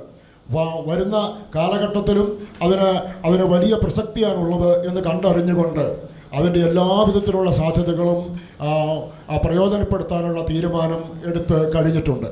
അതുപോലെ തന്നെ അടിസ്ഥാനപരമായിട്ട് ഇതൊരു കാർഷിക മേഖലയാണ്. കൃഷിയെ സംബന്ധിച്ച് നമുക്കിപ്പോൾ പരമ്പരാഗതമായ കാർഷിക രീതി കൊണ്ടൊന്നും ഇനി മുന്നോട്ട് പോകാൻ കഴിയില്ല എന്നുള്ള തിരിച്ചറിവിൻ്റെ അടിസ്ഥാനത്തിൽ കൃഷിയുടെ ഉള്ളടക്കം തന്നെ മാറ്റിക്കൊണ്ട്, കൃഷി തന്നെ മാറ്റിക്കൊണ്ട് പുതിയ പുതിയ കാര്യങ്ങൾ എന്ന് പറഞ്ഞാൽ നമ്മളിപ്പോൾ ആട് വളർത്തലെന്നോ കോഴി വളർത്തലെന്നോ അല്ലെങ്കിൽ കന്നുകാലി വളർത്തലെന്നൊക്കെ പറയുമ്പോൾ നമ്മൾ ചിരിച്ചു കളയേണ്ട കാര്യമൊന്നുമല്ല. കേന്ദ്ര സംസ്ഥാന ഗവൺമെൻറ്റുകൾക്കൊക്കെ നിരവധിയായിട്ടുള്ള സ്കീമുകൾ ഇതുമായിട്ട് ബന്ധപ്പെട്ടുണ്ട്. പക്ഷേ ഞങ്ങൾ ഒരു പഠനം നടത്തിയപ്പോൾ ഞങ്ങൾക്ക് ബോധ്യപ്പെട്ടത് അങ്ങനെയുള്ള സാധ്യതകളിൽ പകുതി പോലും പ്രയോജനപ്പെടുത്താൻ ഈ ഡിവിഷനിലെ സാധാരണക്കാരായ ആളുകൾക്ക് കഴിഞ്ഞിട്ടില്ല എന്നുള്ള ഒരു തിരിച്ചറിവ് ഞങ്ങൾക്കുണ്ട്. അതുകൊണ്ട് വാർഡ് തലത്തിൽ തന്നെ കർഷകരുടേതായിട്ടുള്ള വളരെ സാധാരണക്കാരായിരിക്കുന്ന ആളുകളുടെ കൂട്ടായ്മകൾ സൃഷ്ടിച്ച് അത്തരം സാധ്യതകളെ അവർക്ക് ലഭ്യമാക്കി കൊടുക്കാനുള്ള കർമ്മപരിപാടികളെ പറ്റി കാര്യമായിട്ട് ആലോചിക്കുന്നുണ്ട്. അപ്പം അങ്ങനെ എല്ലാ രീതിയിലും ഇപ്പം നമ്മൾ വികസനവുമായിട്ട് ബന്ധപ്പെട്ട എല്ലാ മേഖലകളെയും സംബന്ധിച്ച് വളരെ വ്യക്തമായിട്ടുള്ള കാഴ്ചപ്പാടോടുകൂടി ഞങ്ങൾ മുന്നോട്ട് പോകുന്നു. ഷോൺ ജോർജ് ആ കാര്യങ്ങളിലെല്ലാം വളരെ വളരെ പ്രാഗൽഭ്യത്തോടു തന്നെ പ്രായത്തിന് അതീതമായ രീതിയിൽ അദ്ദേഹം അതിനെപ്പറ്റി വ്യക്തമായ കാഴ്ചപ്പാട് മുന്നോട്ട് വെച്ചിട്ടുണ്ട്. നമുക്ക് ഈ തെരഞ്ഞെടുപ്പിലെ മറ്റൊരു സാന്നിധ്യം എന്ന് പറയുന്നത് OIOPയുടെയാണ്. വൺ ഇന്ത്യ വൺ പെൻഷൻ എന്ന ആശയത്തിൻ്റെ അടിസ്ഥാനത്തിൽ രൂപം കൊണ്ടിട്ടുള്ളൊരു കൂട്ടായ്മ കൂടിയാണ് അവർ. ജോസഫ് സാറ് സംസാരിക്കും. എന്താണ് OIOP മുന്നോട്ട് വെക്കുന്ന വികസന സങ്കല്പങ്ങൾ എന്തൊക്കെയാണ് ഈ ഡിവിഷനിൽ? OIOPയെ സംബന്ധിച്ചിടത്തോളം അത് ഒരു സ്വതന്ത്ര ജനകീയ സംഘടനയാണ്. അത് ഒരു രാഷ്ട്രീയ പാർട്ടിയായിട്ട് അത് മാറാൻ ഇതുവരെ കഴിഞ്ഞിട്ടില്ല. അതുപോലെ അതിൻ്റെ വികസന സ്വപ്നങ്ങളെ പറ്റി സംബന്ധിച്ച് ഞങ്ങളുടെ ബിജു മനിയാനിയാണ് ഇവിടെ ജില്ലാ പഞ്ചായത്ത് പൂഞ്ഞാർ ഡിവിഷൻ്റെ സ്ഥാനാർത്ഥിയായിട്ട് മത്സരിക്കുന്നത്. ഇപ്പോൾ രാഷ്ട്രീയ പാർട്ടികളുടെ പിൻബലമില്ലാതെ, അവരുടെ പിന്തുണയില്ലാതെ എന്ത് ചെയ്യാൻ സാധിക്കുമെന്ന് ഞങ്ങൾക്കിപ്പം കാര്യമായിട്ടൊന്നും പറയാൻ സാധിക്കില്ല. കാരണം ഇത് ഞാൻ പറഞ്ഞാൽ ഒരു ജനകീയ ഒരു പ്രസ്ഥാനമാണ്. ജനങ്ങളുടെ സമാന ചിന്താഗതികളുടെ ആൾക്കാരുടെ ഈ പിന്നെ പൂഞ്ഞാർ ഡിവിഷൻ എന്ന് പറഞ്ഞാൽ ഈ പൂഞ്ഞാർ ഡിവിഷൻ എന്ന് പറയുന്നത് ഒട്ടേറെ അവികസിത മേഖലകൾ ഉൾക്കൊള്ളുന്ന ഒരു പ്രദേശമാണ്. അതുപോലെ അതിന് ഒത്തിരി വികസനത്തിൻ്റെ പാതയിൽ ബഹുദൂരം സഞ്ചരിക്കേണ്ടതായിട്ടുണ്ട് ഈ പൂഞ്ഞാർ ഡിവിഷനിലെ പല മേഖലകളും. അതുപോലെ ഇവിടെ ഇതിൻ്റെ സാധ്യതകളെന്ന് പറഞ്ഞാൽ അതിൻ്റെ പോരായ്മകളെന്ന് പറഞ്ഞാൽ പല രംഗങ്ങളിലും. അപ്പോൾ ആദ്യമായിട്ട് ഇവിടെ പറഞ്ഞതുപോലെ ടൂറിസത്തിന് അനന്തമായ സാധ്യതകളുള്ള ഒരു പ്രദേശമാണ് ഞങ്ങളുടെ മേലുകാവ്, ഇലവീഴ, പുഞ്ചിറ, ഇല്ലിക്കക്കല്ല്, അങ്ങനെ അതുപോലെ വാഗമണ്ണ്, ഇങ്ങനെ ഒത്തിരി ടൂറിസത്തിന് അനന്തമായ സാധ്യതകളുള്ള ഒരു മേഖലയാണ്. അവിടെ ഈ ടൂറിസത്തിൻ്റെ വികസനത്തിന് വേണ്ടി കാര്യമായ എന്ത് ചെയ്യാൻ സാധിക്കുമെന്ന് ഞങ്ങൾക്ക് പറയാൻ പറ്റില്ല. കാരണം ഏത് രീതിയിൽ ഞങ്ങളുടെ ഞങ്ങളൊരു ആശയത്തിൻ്റെ പശ്ചാത്തലത്തിൽ നിന്നുകൊണ്ട് മുന്നണിയായി വന്നവരാണ് തീർച്ചയായിട്ടും. ഇനിയിപ്പോൾ നമ്മോടൊപ്പം ഉള്ളത് 2 കേരള കോൺഗ്രസ്സുകളാണ്. ആദ്യം മുൻപ് ഈ പൂഞ്ഞാർ ഡിവിഷനെ പ്രതിനിധീകരിച്ചുകൊണ്ട് കേരള കോൺഗ്രസ് മാണി ഗ്രൂപ്പിൻ്റെ പ്രതിനിധി ഇവിടെ വിജയിച്ചിട്ടുണ്ട്, പരാജയപ്പെട്ടിട്ടുണ്ട്. എന്താണ് കേരള കോൺഗ്രസ് മാണി ഗ്രൂപ്പിന് ജോഷി മൂഴിയാങ്കലിനോടാണ്, ഇനിയിപ്പോൾ അങ്ങനെ പറയാലോ അല്ലേ? അപ്പോൾ കേരള കോൺഗ്രസ് മാണി ഗ്രൂപ്പിൻ്റെ പ്രതിനിധിയായി ഇവിടെ എത്തിയിട്ടുള്ള ജോഷി മൂഴിയാങ്കലിന് എന്താണ് ഈ പൂഞ്ഞാർ ഡിവിഷൻ്റെ വികസന സങ്കല്പങ്ങളെക്കുറിച്ച് പറയാനുള്ളത്? പറഞ്ഞോളൂ. പൂഞ്ഞാർ ഡിവിഷനെ സംബന്ധിച്ച് എൻ്റെ പാർട്ടിയുടെ അനുസരിച്ച് ഇവിടെ അനവധിയായ വികസന പ്രവർത്തനങ്ങൾ നടക്കേണ്ടതായിട്ടുണ്ട്. എൻ്റെ നേതാവ് ശ്രീ KM മാണി സാർ പാലാ നിയോജക മണ്ഡലത്തിൻ്റെ MLA-യും സംസ്ഥാന മന്ത്രിയുമൊക്കെ ആയിരുന്ന കാലഘട്ടത്തിൽ ഈ ഡിവിഷനിലെ മേലുകാവ്, മൂന്നിലവ്, തലനാട്, തലപ്പലം അടക്കമുള്ള മേഖലകളിൽ നല്ല വികസന പ്രവർത്തനങ്ങൾ നടത്തുവാൻ സാധിച്ചു. അതിൻ്റെ പരിണിതഫലമാണ് ഇല്ലിക്കക്കല്ലടക്കം മാർമലയടക്കമുള്ള മേഖലകളിൽ വികസനം ചെയ്യുവാൻ സാധിച്ചത്. ഇവിടെ ജനപക്ഷ സ്ഥാനാർത്ഥിയുടെ ആളായി വന്നിരിക്കുന്ന എൻ്റെ ഗുരുനാഥൻ കൂടിയായ പ്രൊഫസർ ജോസഫ് ടി ജോസ് സൂചിപ്പിക്കുകയുണ്ടായി, ഈ മേഖലകളിലടക്കം പലതും അവികസിതമായ മേഖലയാണെന്ന്. അദ്ദേഹം പറഞ്ഞത് 100% സത്യമാണ്. ഈ നിയോജക മണ്ഡലത്തിൽ, പൂഞ്ഞാർ നിയമസഭാ നിയോജക മണ്ഡലത്തിൽപ്പെടുന്ന തിടനാട്, തീക്കോയി, പൂഞ്ഞാർ ഉൾപ്പെടെയുള്ള മേഖലകളിലെ റോഡുകൾ അങ്ങകലെ വടക്ക് കിഴക്കൻ സംസ്ഥാനങ്ങളിൽ നാം കാണാറുണ്ട്, അകലങ്ങളിലെ ഇന്ത്യ എന്ന് കാണുന്നത് പോലെ. അതോടൊപ്പം തന്നെ ഒറീസയും ബീഹാറും ബംഗാളും ഛത്തീസ്ഗഡ് അടക്കമുള്ള സംസ്ഥാനങ്ങളിൽ നാം കാണുന്നത് പോലെ പൊട്ടിപ്പൊളിഞ്ഞു കിടക്കുന്ന, നാമാവശേഷമായി കിടക്കുന്ന റോഡുകൾ, ആ റോഡുകളുടെ എല്ലാം ശോചനീയമായ അവസ്ഥ പരിഹരിക്കണം. അതോടൊപ്പം തന്നെ കുടിവെള്ള പദ്ധതി, ആ കുടിവെള്ള പ്രശ്നങ്ങൾക്ക് ശാശ്വതമായ പരിഹാരം കണ്ടെത്തണം. അങ്ങനെ അനവധിയായ പ്രവർത്തനങ്ങൾ നമുക്കറിയാം. വാഗമൺ ഈ നിയോജക മണ്ഡലത്തിലെ മേഖലയാണ്. മറ്റ് പാലാ നിയമസഭാ നിയോജക മണ്ഡലത്തിൻ്റെ മേഖലകളിൽ കൂടി കടന്നു പോകുമ്പോൾ ഗ്രാമാന്തരങ്ങളിൽ കൂടിയുള്ള റോഡുകൾ, എത്രയോ നല്ല റോഡുകളാണ് കാണുവാൻ സാധിക്കുന്നത്. ഈ വാഗമൺ അടക്കമുള്ള മേഖലകളിലേക്ക് കടന്നുപോയി തിരിച്ചു വരുന്ന ആളുകൾ ഒരു കുഴമ്പിട്ട് തിരുമിയാലേ, 3 ദിവസം കുഴമ്പിട്ട് തിരുമിയാലേ നടുവേദനയായി മാറുകയുള്ളൂ. അങ്ങനെ അനവധി വികസന പ്രവർത്തനങ്ങൾ. ബിജു എളന്തുരുത്തി, ഞങ്ങളുടെ സ്ഥാനാർത്ഥി അഡ്വക്കേറ്റ് ബിജു എളന്തുരുത്തിയെ സംബന്ധിച്ചിടത്തോളം അദ്ദേഹം ഈ മേഖലകളിലെല്ലാം കുടിവെള്ള പ്രശ്നം അടക്കമുള്ള പ്രശ്നങ്ങൾക്ക് ശാശ്വതമായ പരിഹാരം കണ്ടെത്തണമെന്ന് എന്നും ആഗ്രഹിക്കുന്നയാളാണ്. അതാണ് ഞങ്ങളുടെ വികസന സ്വപ്നം. പിന്നെ എനിക്കൊരു കാര്യം കൂടി ഇവിടെ എടുത്തു പറയാനുള്ളത്, ഇവിടെ ഇത്രയും സ്ഥാനാർത്ഥികൾ മത്സരിക്കുന്നു. എനിക്ക് അറിയാൻ മേലാത്ത, ഞാൻ പൂഞ്ഞാർ ഗ്രാമപഞ്ചായത്തിൻ്റെ മെമ്പറായും വൈസ് പ്രസിഡന്റായും ഒക്കെ പ്രവർത്തിച്ചിട്ടുള്ളയാളാണ്. ഈരാറ്റുപേട്ട മുനിസിപ്പാലിറ്റിയിൽ താമസക്കാരനായ ഒരാൾ വ്യാജമായി വോട്ട് ചേർത്ത് ഈ പണത്തിൻ്റെ ആധിപത്യം, അത് election commission DN Seshan chief election commission ആയിരിക്കെ ഓരോ വ്യക്തികൾക്കും സ്ഥാനാർത്ഥികൾക്കും മുടക്കാവുന്ന തുകയെക്കുറിച്ച് പ്രതിപാദിച്ചിട്ടുണ്ട്. ഈ പണത്തിൻ്റെ അമിത ആധിപത്യം, വികസന സങ്കല്പം, ഇതുപോലെയുള്ള വികസന പ്രവർത്തനങ്ങൾ, ഇതുപോലെ ഉണ്ണിയാലൊടുങ്ങാത്ത വീടുകൾ, ഭവനങ്ങളില്ലാതെ ബുദ്ധിമുട്ടുന്ന ആളുകൾ, ഇവരുടെ എല്ലാം പ്രശ്നങ്ങൾക്ക് ഉള്ള ശാശ്വതമായ പരിഹാരം കണ്ടെത്തുക എന്നുള്ളതാണ് ഞങ്ങളുടെ ലക്ഷ്യം. ജോസഫ് ഗ്രൂപ്പിൻ്റെ പ്രതിനിധിക്ക് സംസാരിക്കാം. UDF-ൻ്റെ പ്രതിനിധിയായി ഇവിടെ മത്സരിക്കുന്ന അഡ്വക്കേറ്റ് VJ ജോസ് സാറ് തിരഞ്ഞെടുക്കപ്പെട്ടു വന്നാൽ വികസന പ്രവർത്തനങ്ങളെക്കുറിച്ച് അദ്ദേഹത്തിൻ്റെ സങ്കല്പങ്ങൾ എന്ന് പറയുന്നത്, നമ്മുടെ മലയോര മേഖലകൾ ഉൾപ്പെടുന്ന ഡിവിഷനാണ് പൂഞ്ഞാർ ഡിവിഷൻ. കഴിഞ്ഞ കാലഘട്ടങ്ങളിൽ വലിയ തോതിലുള്ള പ്രകൃതി ദുരന്തങ്ങൾ ഈ മേഖലയിലുണ്ടായി. പ്രത്യേകിച്ച് തീക്കോയി, അടുക്കം, തലനാട്, മേലുകാവ്, മൂന്നിലവ് തുടങ്ങിയുള്ള പ്രദേശങ്ങളിൽ ഉരുൾപൊട്ടലിലൂടെ ഉൾപ്പെടെയുള്ള വലിയ പ്രകൃതി ദുരന്തങ്ങൾ നമ്മൾ കഴിഞ്ഞ കാലഘട്ടങ്ങളിൽ കണ്ടു. ഇതിനെക്കുറിച്ച് ശാസ്ത്രീയമായി പഠിക്കുന്നതിനുള്ള ഒരു പ്രവർത്തനം അദ്ദേഹത്തിൻ്റെ മേൽനോട്ടത്തിൽ നടത്തുന്നതിന് വേണ്ടിയിട്ട് തീർച്ചയായും അദ്ദേഹം മുൻകൈ എടുക്കുന്നതായിരിക്കും. ബാക്കിയുള്ള കാര്യങ്ങളെക്കുറിച്ച്, ടൂറിസത്തെക്കുറിച്ച് നമ്മൾ പറഞ്ഞു. ഗോഡ്സ് ഓൺ കൺട്രി എന്നാണ് കേരളം പറയുന്നത്. അതിലേറ്റവും മനോഹരമായ ഒരു പ്രദേശമാണ് ഈ പൂഞ്ഞാർ ഡിവിഷൻ ഉൾപ്പെടുന്ന മൂന്നിലവ്, മേലുകാവ്, തീക്കോയി, വാഗമൺ തുടങ്ങിയുള്ള പ്രദേശങ്ങൾ. ആയിരക്കണക്കിനായ ആൾക്കാർ ഈ വഴിയിലൂടെ കടന്നു പോകുമ്പോൾ ഏറ്റവും കോട്ടയം ജില്ലയിലെ തന്നെ ഏറ്റവും മോശമായ വഴിയാണ് തീക്കോയി വാഗമൺ റോഡ്. അതിനൊക്കെ ഒരു ശാശ്വതമായ പരിഹാരം അദ്ദേഹത്തിൻ്റെ ഭാഗത്തു നിന്നുണ്ടാവും. അതോടൊപ്പം തന്നെ സമൂഹത്തിൽ നിന്നും മാറ്റി നിർത്തപ്പെട്ട കുട്ടികൾക്ക് വേണ്ടി ബഡ് സ്കൂളുകൾ, അവരുടെ പ്രവർത്തനങ്ങൾക്ക് വേണ്ടി ഒക്കെ അദ്ദേഹം അതിൻ്റെ ഒരു സമിതിയുടെ ജില്ലാ ചെയർമാനാണ്. അങ്ങനെയുള്ള സമൂഹത്തിലെ പാർശ്വവൽക്കരിക്കപ്പെട്ട ജനവിഭാഗത്തിന് വേണ്ടി അദ്ദേഹം നിലകൊള്ളുന്നതായിരിക്കും. അങ്ങനെ അതുപോലെ തന്നെ കാർഷിക മേഖല ഇന്ന് വലിയ പ്രതിസന്ധിയെ നേരിടുകയാണ്. അദ്ദേഹം വാഗ്ദാനം ചെയ്യുന്നത്, അദ്ദേഹം തീക്കോയ് സർവീസ് കോഓപ്പറേറ്റീവ് ബാങ്കിൻ്റെ പ്രസിഡന്റ് എന്ന നിലയിൽ അവിടുത്തെ കർഷകരുടെ സാധനങ്ങൾ മാർജിനില്ലാതെ, ഇടനിലക്കാരില്ലാതെ വാങ്ങുന്നതിനും അവർക്ക് മാന്യമായ തുക ലഭിക്കുന്നതിന് വേണ്ടിയിട്ടുള്ള കാര്യങ്ങൾ അവിടെ സൊസൈറ്റിയുടെ കീഴിൽ ചെയ്തു കൊടുത്ത കാര്യങ്ങൾ മറ്റ് ബ്ലോക്ക് അടിസ്ഥാനത്തിൽ ചെയ്തു കൊടുക്കും എന്നാണ് പറയുന്നത്. അങ്ങനെയുള്ള വികസന പ്രവർത്തനങ്ങൾ, അദ്ദേഹത്തിൻ്റെ കാർഷിക പ്രവർത്തനങ്ങളെല്ലാം അദ്ദേഹം തെളിയിച്ച് കൊടുത്തതിന് ശേഷമാണ് അത് വ്യാപിപ്പിക്കും എന്ന് അദ്ദേഹം പറയുന്നത്. അങ്ങനെ വളരെ പരിണതപ്രജ്ഞനായ അദ്ദേഹത്തിൻ്റെ വികസന സങ്കല്പങ്ങൾ. നമുക്ക് നമ്മുടെ ആദ്യത്തെ റൗണ്ടിൽ എല്ലാവരും അവരുടെ വികസന സങ്കല്പങ്ങൾ അവതരിപ്പിച്ച് കഴിഞ്ഞു. ഇനിയുള്ള നമ്മുടെ അടുത്ത റൗണ്ടിലേക്ക് പ്രവേശിക്കുകയാണ്. ഇവിടെ നമ്മൾ പറയുന്നത് എന്തുകൊണ്ട് ഞങ്ങൾ വരണം, എന്തുകൊണ്ട് മറ്റുള്ളവർ മാറരുത് എന്നതിനെക്കുറിച്ച് ഒന്നുകൂടി സംസാരിക്കുന്നതിന് വേണ്ടിയിട്ട് സി പി എമ്മിൻ്റെ പ്രതിനിധി ജോയി ജോർജ് ക്ഷണിച്ചുകൊള്ളു. എന്തുകൊണ്ട് ഇടതുപക്ഷം വരണമെന്ന് ഞാൻ പറയാൻ കാരണം, കേരളത്തിലെ ഇടതുപക്ഷ ജനാധിപത്യ മുന്നണി ഗവൺമെൻറ് സമാനതകളില്ലാത്ത വികസന പ്രവർത്തനമാണ്. എല്ലാ വെല്ലുവിളികളെയും നേരിട്ടുകൊണ്ടാണ് വികസന രംഗത്ത് മുന്നേറുന്നത്. ആ പ്രവർത്തനം ഈ മണ്ഡലം എന്ന് പറയുന്നത്, ഡിവിഷൻ എന്ന് പറയുന്നത് പാലാ അസംബ്ലി മണ്ഡലത്തിലും പൂഞ്ഞാർ അസംബ്ലി മണ്ഡലത്തിലും പെടുന്നതാണ്. പാലാ അസംബ്ലി മണ്ഡലത്തിൽ 3.5 വർഷക്കാലം KM മാണിയായിരുന്നു MLA, ഇപ്പോൾ മാണി സി കാപ്പനാണ്. ഈ രണ്ടുപേരും സർവതലസ്പർശിയായ വികസന പ്രവർത്തനം നടത്തിയിട്ടുണ്ട്.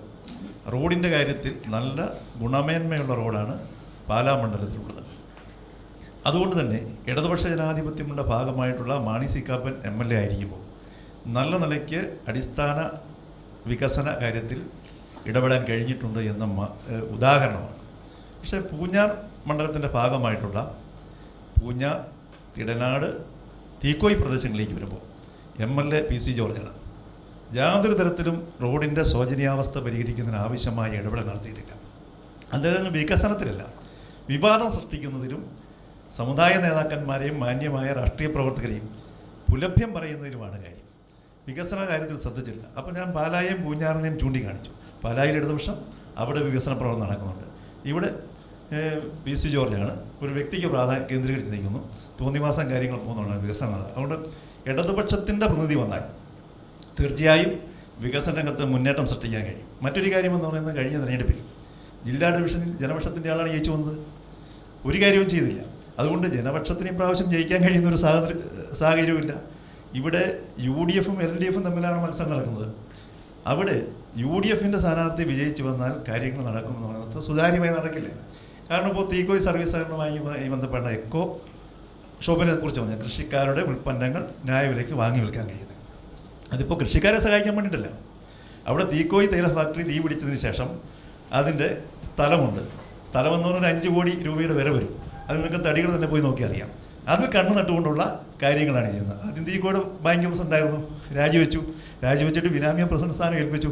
എന്നിട്ട് ആ ഭൂമി തട്ടിയെടുക്കുന്നതിന് വേണ്ട ശ്രമം നടക്കുകയാണ്. അപ്പോൾ അതുമായി ബന്ധപ്പെട്ട് സഹകരണ ഡിപ്പാർട്ട്മെൻറ്റ് അന്വേഷണം നടക്കുന്നുണ്ട്. അപ്പോൾ കൃഷിക്കാരെ രക്ഷിക്കുക എന്നതല്ല, മറിച്ച് തീ വെച്ച് നശിപ്പിച്ച തീക്കോയ് തൈല ഫാക്ടറിയുടെ കണ്ണായ സ്ഥലം തട്ടിയെടുത്ത് ഗ്രൂപ്പ് രാഷ്ട്രീയത്തിന് നമുക്ക് അപ്പുറത്തേക്ക് എന്തുകൊണ്ട് ഞങ്ങൾ വരുന്നതിൻ്റെ കാര്യമെന്ന് പറയുന്നത് ഈ അഴിമതിയെല്ലാം അവസാനിപ്പിച്ച് കൃത്യമായി പാലായിൽ മാണി സി കാപ്പൻ ചെയ്യുന്ന പോലെ പൂഞ്ഞാറിൻ്റെ ഭാഗമായിട്ടുള്ള ഡിവിഷനിൽ വികസനം എത്തിക്കണം. ടൂറിസവുമായി ബന്ധപ്പെട്ട് ഇല്ലിക്കൽ തന്നെ മാതൃകയാണ്. ആ ഇല്ലിക്കല്ലിൻ്റെ രൂപത്തിൽ വികസനം എത്തിക്കാനുള്ള ശ്രമം ഉണ്ടാവും. ഇത് പറയുമ്പോൾ ഒരു കാര്യം കൂടി മറുപടി പറയാൻ പോകാതിരിക്കാൻ പറ്റത്തില്ല. ഇപ്പോൾ വൺ ഇന്ത്യ വൺ പെൻഷൻകാരൻ എൻ്റെ പ്രതിനിധി പറഞ്ഞു, ഞങ്ങൾക്ക് വികസനത്തെക്കുറിച്ച് മുൻപോട്ട് വെക്കാനില്ല. അവരുടെ മുദ്രാവാക്യം തന്നെ രാജ്യത്ത് നടപ്പാക്കില്ലാത്തതാണ്. ഒരു രാജ്യം ഒരു പെൻഷൻ സ്വപ്നമാണ്. സ്വപ്നത്തിൽ നിന്നുകൊണ്ട് സ്വപ്നം കാണാൻ ആർക്കും കഴിയും, യാഥാർത്ഥ്യമാക്കാൻ കഴിയില്ല. മരണാനന്തരം സ്വർഗം കിട്ടുമെന്ന് പറഞ്ഞ പോലെയാണ് എല്ലാവർക്കും 10,000 രൂപ പെൻഷൻ തോന്നുന്നത്. സാറ് തന്നെ പെൻഷൻകാരനാണ്. എങ്ങനെയാണെങ്കിൽ 10,000 രൂപ പെൻഷൻ വാങ്ങിയാൽ മതി, ബാക്കി നാട്ടുകാർക്ക് കൊടുക്കേണ്ടതാണ്. അപ്പോൾ നടപ്പാക്കാൻ കഴിയാത്ത മുദ്രാവാക്യമാണ് രാജ്യത്ത് ഉയർന്നത്. കേരളത്തിൽ 1,500 രൂപ കർഷക തൊഴിലാളി പെൻഷൻ കൊടുക്കാൻ തീരുമാനിച്ചപ്പോൾ 1,400 ഉണ്ട്. ഇന്ത്യയിൽ ഏത് സംസ്ഥാനത്താണ് അങ്ങനെ ഒരു കാര്യമുള്ളത്? അതിൻ്റെ ശോഭ കെടുത്തതിന് വേണ്ടി മറ്റാരുടെയോ കയ്യാളുകളായി പിണിയാളുകളായി പ്രവർത്തിക്കുന്നവരാണ് വൺ ഇന്ത്യ വൺ പെൻഷൻ്റെ കാര്യത്തിൻ്റെ ആൾക്കാർ. മോഹൻലാൽ ഒരു സിനിമയിൽ പറയുന്നുണ്ട്, കള്ളു കുടിച്ചിട്ട് പൂസായിട്ട് പോകുന്നതാണ്. അപ്പം മാളാരവിന്ദനാണെന്ന് പോകുന്ന വഴിക്ക് പാട്ട് പാടി പോകുമ്പോൾ മേലെ മാനത്ത് 1000 കള്ള് ഷാപ്പ് തുറന്നു നടക്കുന്ന കാര്യമാണ് എന്ന് പറഞ്ഞാൽ വൺ ഇന്ത്യ വൺ പെൻഷൻ അവർക്കൊരു വികസന കാഴ്ചപ്പാട് പോലില്ല. പിന്നെ BJP അവർ പറഞ്ഞാൽ എന്താണ് ഈ നാട്ടിൽ 4 ഇത്ര തുടർച്ചയായി പെട്രോളിയം ഉൽപ്പന്നങ്ങളുടെ വില വർദ്ധിപ്പിക്കുകയാണ്. വില വർധന കാലത്തിൽ അവർ മത്സരിക്കുകയാണ്. പാചക ഗ്യാസിൻ്റെ വില ഇന്നലെയും വർദ്ധിപ്പിച്ചു. ഇടതുപക്ഷ ജനാധിപത്യ മുന്നണിയെ കുറ്റം പറയാനാണ് ഈ വേദികൾ ഉപയോഗപ്പെടുത്തുന്ന ദൗർഭാഗ്യകരമാണ്. വികസന കാഴ്ചപ്പാട് അവർക്ക്, ഞങ്ങൾക്ക് നല്ല വികസന കാഴ്ചപ്പാടുണ്ട്. അത് മൂന്നലവില്ലുമായി ബന്ധപ്പെട്ട് വഴുക്കാക്കാനും, അതുപോലെ തേയിലപ്പാറ, ഇല്ലിക്കക്കല്ല്, അതുപോലെ തന്നെ നമ്മുടെ അയ്യമ്പാറ, മാർമല അരുവി തുടങ്ങി ഒട്ടേറെ നമ്മുടെ ഇപ്പോൾ അരുവിത്ര പള്ളിയുമായി ബന്ധപ്പെട്ട് ഈ വാർഡിനോടൊപ്പം ചേർന്ന് വരുന്നതാണ് വെള്ളിച്ചമ്മല. അവിടെയൊക്കെ ഉപയോഗപ്പെടുത്തുന്നുണ്ട്. വലിയ ടൂറിസത്തിന് പല അനന്ത സാധ്യതയുണ്ട്. 100 കണക്കിന് ആൾക്കാർക്ക് തൊഴിൽ നൽകാൻ കഴിയും. അതോടെ പാർപ്പിട പ്രശ്നം പരിഹരിക്കേണ്ടതുണ്ട്, കുടിവെള്ള പ്രശ്നം പരിഹരിക്കേണ്ടത്, കാർഷിക മേഖലയെ സംരക്ഷിക്കേണ്ടത് ഈ രാജ്യത്തെ സ്നേഹിക്കുന്ന മുഴുവൻ ആൾക്കാരുടെയും ബാധ്യതയാണ്. ആ പ്രശ്നം എല്ലാം പരിഹരിക്കാൻ കഴിയും. റോഡിൻ്റെ ശോചനീയാവസ്ഥ പരിഹരിക്കുക എന്ന് പറഞ്ഞാൽ കേരളത്തിലെ ഇടതുപക്ഷ ജനാധിപത്യ മുന്നണിക്ക് കഴിയൂ. സഖാവ് പിണറായി വിജയൻ്റെ ഗവൺമെൻറ് ഇതിന് മാതൃക കാണിച്ചിട്ടുണ്ട്. പാലായിൽ നിന്ന് തുടങ്ങുന്ന കാഞ്ഞിരങ്കവല റോഡ് കാഞ്ഞിരപ്പള്ളി വരെ നല്ല ക്വാളിറ്റിയിൽ അതിൻ്റെ നിർമ്മാണ പ്രവർത്തനം പൂർത്തീകരിക്കാൻ കഴിയും. VC ജോർജിൻ്റെ ഗുണം കൊണ്ടല്ല, അത് KM മാണിയും മാണി സി കാപ്പനും MLA ആയതുകൊണ്ടാണ് അവർ ആരംഭിക്കാൻ കഴിഞ്ഞത്. അതുകൊണ്ട് കേരളത്തിലാകെ ഇപ്പോൾ ഒരു വിവാദത്തിൻ്റെ പുറകിൽ പോകുന്നത്, വിവാദത്തിൻ്റെ പുറകിൽ വികസനത്തിന് ഊന്നൽ കൊടുക്കാനാണ് ഇടതുപക്ഷ ജനാധിപത്യ മുന്നണി ശ്രമിക്കുന്നത്. ആ കാര്യത്തിൽ ഈ രാജ്യത്തെ ജനങ്ങളെ വിശ്വാസത്തിലെടുത്തുകൊണ്ട് പോകുക തന്നെ ഈ ഇടതുപക്ഷ. ജോസഫ് ടി ജോസ് സാർ, അങ്ങ് സംസാരിക്കുന്നതിന് മുമ്പ് ഒരു മറുപടി കൂടി ഇപ്പോൾ ഞാൻ പലപ്പോഴും ശ്രദ്ധിച്ചിട്ടുള്ള കാര്യമുണ്ട്. ഇന്നലെയും ഇവിടെ നടന്ന ചില ചർച്ചകളിൽ ഇത് പറയുന്നുണ്ടായിരുന്നു. അതായത് PC ജോർജിൻ്റെ കയ്യിൽ നിന്നും അല്ലെങ്കിൽ പൂഞ്ഞാർ ഡിവിഷനിൽ നിന്നും പൂഞ്ഞാർ നിയോജക മണ്ഡലത്തിൽ നിന്നും പാലായിലേക്ക് ആക്കപ്പെട്ട പഞ്ചായത്തുകൾ, ഈ പഞ്ചായത്തുകളിൽ KM മാണി സാറിന് കാലത്ത് നടന്നിട്ടുള്ള വലിയ തോതിലുള്ള വികസന പ്രവർത്തനങ്ങളെക്കുറിച്ച് പലരും പറയുന്നത് കേട്ടിട്ടുണ്ട്. എന്നാൽ അതോടൊപ്പം തന്നെ തീക്കോയി പോലുള്ള പ്രദേശങ്ങൾ, പ്രത്യേകിച്ച് നമ്മുടെ വാഗമൺ റോഡ് പോലെയുള്ള റോഡുകൾ, ഈ റോഡുകൾ ഇങ്ങനെ അനന്തമായി കാലങ്ങളായി ശോചനീയാവസ്ഥയിൽ നിൽക്കുന്ന ഒരു സാഹചര്യമുണ്ട്. അപ്പോൾ ഇതിനുകൂടി ഒരു മറുപടിയോടുകൂടി നമുക്ക് എന്തുകൊണ്ട് ജനപക്ഷം എന്നതിനെക്കുറിച്ച് പറയാം. പ്രിയങ്കരനായ ശ്രീ PC ജോർജിന് വികസനപരമായ കാഴ്ചപ്പാടില്ല, ആ കാര്യത്തിൽ അദ്ദേഹം ശ്രദ്ധിക്കുന്നില്ല എന്ന് പറയുന്നത് വാസ്തവത്തിൽ വളരെ അടിസ്ഥാനരഹിതമായിട്ടുള്ള ഒരു കാര്യമാണ്. പോരായ്മകളൊക്കെ ഉണ്ടാവും, ഇനി ഒട്ടേറെ കാര്യങ്ങൾ ചെയ്യാനുണ്ട്. ഇപ്പോൾ വാഗമൺ റോഡിനെ പറ്റി പറഞ്ഞു. വാഗമൺ റോഡ് ഇടതുപക്ഷ ജനാധിപത്യ മുന്നണിയുടെ നേതാവിന് തന്നെ അറിയാം. 66 കോടി രൂപയുടെ ഒരു പദ്ധതിയിലാണ് അത് ഉൾപ്പെടുത്തപ്പെട്ടിട്ടുള്ളത്. അത് വളരെ വലിയൊരു പദ്ധതിയാണ്. ഗവൺമെൻറ്റിൻ്റെ ഔദാര്യം അതിലുണ്ട്, ഇടതുപക്ഷ ജനാധിപത്യ മുന്നണിയുടെ സമ്മതം അതിൽ ഉണ്ട്. അതിനൊക്കെ വളരെ ശക്തമായ രീതിയിൽ ഗവൺമെൻറ്റിന് മുമ്പിൽ ആ കാര്യങ്ങൾ ഉന്നയിച്ച് തന്നെയാണ് നേടിയെടുത്തിട്ടുള്ളത്. 66 കോടി രൂപ ഒരു റോഡിന് മാത്രം ഉള്ളൊരു പദ്ധതി എന്നൊക്കെ പറയുന്ന ചെറിയ കാര്യമൊന്നുമല്ല. അത് നമ്മുടെ നാട്ടിലെ പതിവ് നടപടിക്രമങ്ങളൊക്കെ പൂർത്തീകരിച്ച് അത് യാഥാർത്ഥ്യമാകാൻ അതിൻ്റേതായ കാലപരിധി എടുക്കും. അത് സ്വാഭാവികമാണ്. പിന്നെ അവസാനം തന്നെ ഇപ്പോൾ വാഗമണ്ണിലേക്ക് വണ്ടി ഓടിക്കാൻ നിവൃത്തിയില്ലാത്ത സാഹചര്യമൊന്നുമില്ല. ഇപ്പോൾ അത്യാവശ്യം ക്രമീകരണങ്ങൾ ചെയ്തിട്ടുണ്ട്. അതേസമയം തന്നെ പാലാ നിയോജകമണ്ഡലവുമായിട്ട് ബന്ധപ്പെട്ട് ഇവിടെ സൂചിപ്പിച്ച ചില ടൂറിസ്റ്റ് കേന്ദ്രങ്ങളിലേക്ക് ഇവിടെ ഒരു വണ്ടിയുടെ മുഴുവൻ ഗിയർ വിട്ടാൽ പോലും അങ്ങോട്ടേക്ക് ഇപ്പോൾ അടുക്കാൻ വയ്യ എന്നുള്ളതാണ് സത്യം. ആദരണീയനായ ഇവിടെ യാതൊരു വിവാദങ്ങൾക്കും ചെവി കൊടുക്കാൻ ഞങ്ങൾക്ക് താല്പര്യമില്ല. അപ്പോൾ അവിടെ ആദരണീയനായ മാണി സാറ് അവിടെ കുറേ റോഡുകൾ വികസിപ്പിച്ചു. അതിനു മുമ്പ് തന്നെ ശ്രീ PC ജോർജായിരുന്നു അവിടെ കാര്യങ്ങൾ ചെയ്തിരുന്നത്. അവിടെ കാഞ്ഞിരങ്കവല മേച്ചാൽ റോഡ് ഉൾപ്പെടെ അവിടുത്തെ വിദ്യാഭ്യാസ സ്ഥാപനങ്ങൾ ഉൾപ്പെടെ നിരവധിയായിട്ടുള്ള ഗവൺമെൻറ് ഓഫീസുകൾ ഉൾപ്പെടെ അവിടെയൊക്കെ യാഥാർത്ഥ്യമാക്കിയതും ആ പഞ്ചായത്തുകളെയൊക്കെ വികസനത്തിൻ്റെ ഒരു വഴിയിലേക്ക് കൊണ്ടുവന്ന അതിൻ്റെ അടിസ്ഥാന ഘടകങ്ങളൊക്കെ ഉറപ്പിച്ചെടുത്തത് വാസ്തവത്തിൽ ശ്രീ PC ജോർജ് തന്നെയാണ്. അതിനെ തുടർന്ന് കുറേ കാര്യങ്ങൾ ഇപ്പോൾ ആരും വെറുതെ ഇരിക്കുന്നു എന്നുള്ള ആരോപണങ്ങളൊന്നും ഞങ്ങൾക്ക് ആർക്കുമില്ല. ഇപ്പോൾ വാഗമൺ റോഡിനെ പറ്റി ഞാൻ പറഞ്ഞു. അപ്പോൾ ഈ വളരെ വിശാലമായിട്ടുള്ള പൂഞ്ഞാർ അസംബ്ലി നിയോജക മണ്ഡലം ഏതെങ്കിലും കാര്യങ്ങളിലൊക്കെ പിന്തള്ളപ്പെടുന്നുണ്ട് എന്നുള്ള ആരോപണം വസ്തുതകൾക്ക് നിരക്കുന്നതല്ല. അങ്ങനെ വിട്ടുകൊടുക്കുന്ന ആളുമല്ല അദ്ദേഹം. പിന്നെ വിവാദങ്ങളെപ്പറ്റി ഒക്കെ പറഞ്ഞു. വിവാദങ്ങൾ എന്ന് പറയുന്നത് എന്താ ഉദ്ദേശിക്കുന്നത് എന്നെനിക്ക് തീരെ അങ്ങ് മനസ്സിലായില്ല. ഇപ്പോൾ എന്താണ് ഉദ്ദേശിക്കുന്നതെന്ന് അറിയാതെ ഒരു മറുപടി പറയുക ബുദ്ധിമുട്ടാണ്. നമുക്കിനി ഇപ്പോൾ ജോമോൻ ഐക്യരേഖയിലേക്ക് പോകാം. എന്തുകൊണ്ട് UDF? നമ്മുടെ നാട്ടിൽ വികസനത്തിൻ്റെ ഒരു കുതിപ്പ് ഉണ്ടായത് എന്നും ഐക്യ ജനാധിപത്യ മുന്നണി കാലഘട്ടത്തിലാണ്. നമുക്കറിയാം, ബഹുമാനായ ശ്രീ മാണി സാറ് ഐക്യ ജനാധിപത്യ മുന്നണിയുടെ കാലഘട്ടത്തിൽ ഐക്യ ജനാധിപത്യ മുന്നണി നേതാവായിരുന്ന കാലഘട്ടത്തിലാണ് നമ്മുടെ ഈ മലയോര മേഖല, ടൂറിസം മേഖല ഉൾപ്പെടെ പാലാ നിയോജകമണ്ഡലത്തിൻ്റെ ഭാഗമായി പുതിയതായി വന്ന മൂന്നലവ്, തലനാട്, തലപ്പലം അടക്കമുള്ള പ്രദേശങ്ങളുടെ ഒരു വികസനത്തിൻ്റെ ഒരു കുതിപ്പുണ്ടായത് ഐക്യ ജനാധിപത്യ മുന്നണി കാലഘട്ടത്തിലാണ്. ഇവിടെ പൂഞ്ഞാർ നിയോജകമണ്ഡലം എന്ന് പറയുന്നത് മുമ്പ് ഇവിടെ ബഹുമാനരായ സുഹൃത്തുക്കൾ സൂചിപ്പിച്ചു, എന്നും വിവാദങ്ങൾക്ക് വേണ്ടി മാത്രം ശ്രദ്ധ കേന്ദ്രീകരിച്ച് ഈ നിയോജകമണ്ഡലം ആർക്കും വേണ്ടാത്ത ഈ കേരളത്തിലെ തന്നെ ഏറ്റവും അവികസിതമായ ഒരു നിയോജകമണ്ഡലമാക്കി മാറ്റുന്നതിന് എതിരെ ശക്തമായ ഒരു നിലപാടെടുക്കേണ്ട ഒരു അനിവാര്യത ഈ കാലഘട്ടത്തിലുണ്ട്. നമുക്കറിയാം, ഈ പൂഞ്ഞാർ, ഈരാറ്റുപേട്ട, വാഗമൺ റോഡ് എന്നുവേണ്ട ഈ നിയോജകമണ്ഡലത്തിൽ അടിസ്ഥാന വികസനത്തിന് വേണ്ടി കഴിഞ്ഞ 35 വർഷക്കാലമായി 30 വർഷത്തിന് മേലെയായി MLA ആയിരുന്ന ഒരു വ്യക്തി ഈ നിയോജകമണ്ഡലത്തിൻ്റെ വികസനത്തിന് വേണ്ടി യാതൊന്നും പ്രവർത്തിക്കാതെ മറ്റ് മതമേലധ്യക്ഷന്മാർക്ക് വേണ്ടി അല്ലെങ്കിൽ വർഗീയപരമായ ഒരു ധ്രുവീകരണമുണ്ടാക്കി തൻ്റെ സ്വകാര്യ ലാഭത്തിന് വേണ്ടിയുള്ള പ്രവർത്തനങ്ങൾ നടത്തിക്കൊണ്ടിരിക്കുന്നു. നമുക്കറിയാം, അതിനെതിരെ ഒരു ജനവികാരം ഈ പൂഞ്ഞാർ നിയോജകമണ്ഡലത്തിൽ നിന്നുണ്ടാവും.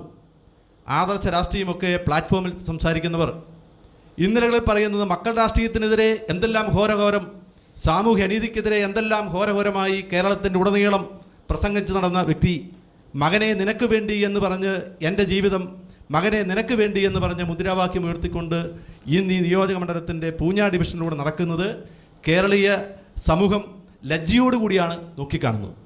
നമുക്കറിയാം, ഇന്നൊരു പണാധിപത്യം നടക്കുന്നു. എവിടെ നിന്നുണ്ടായി?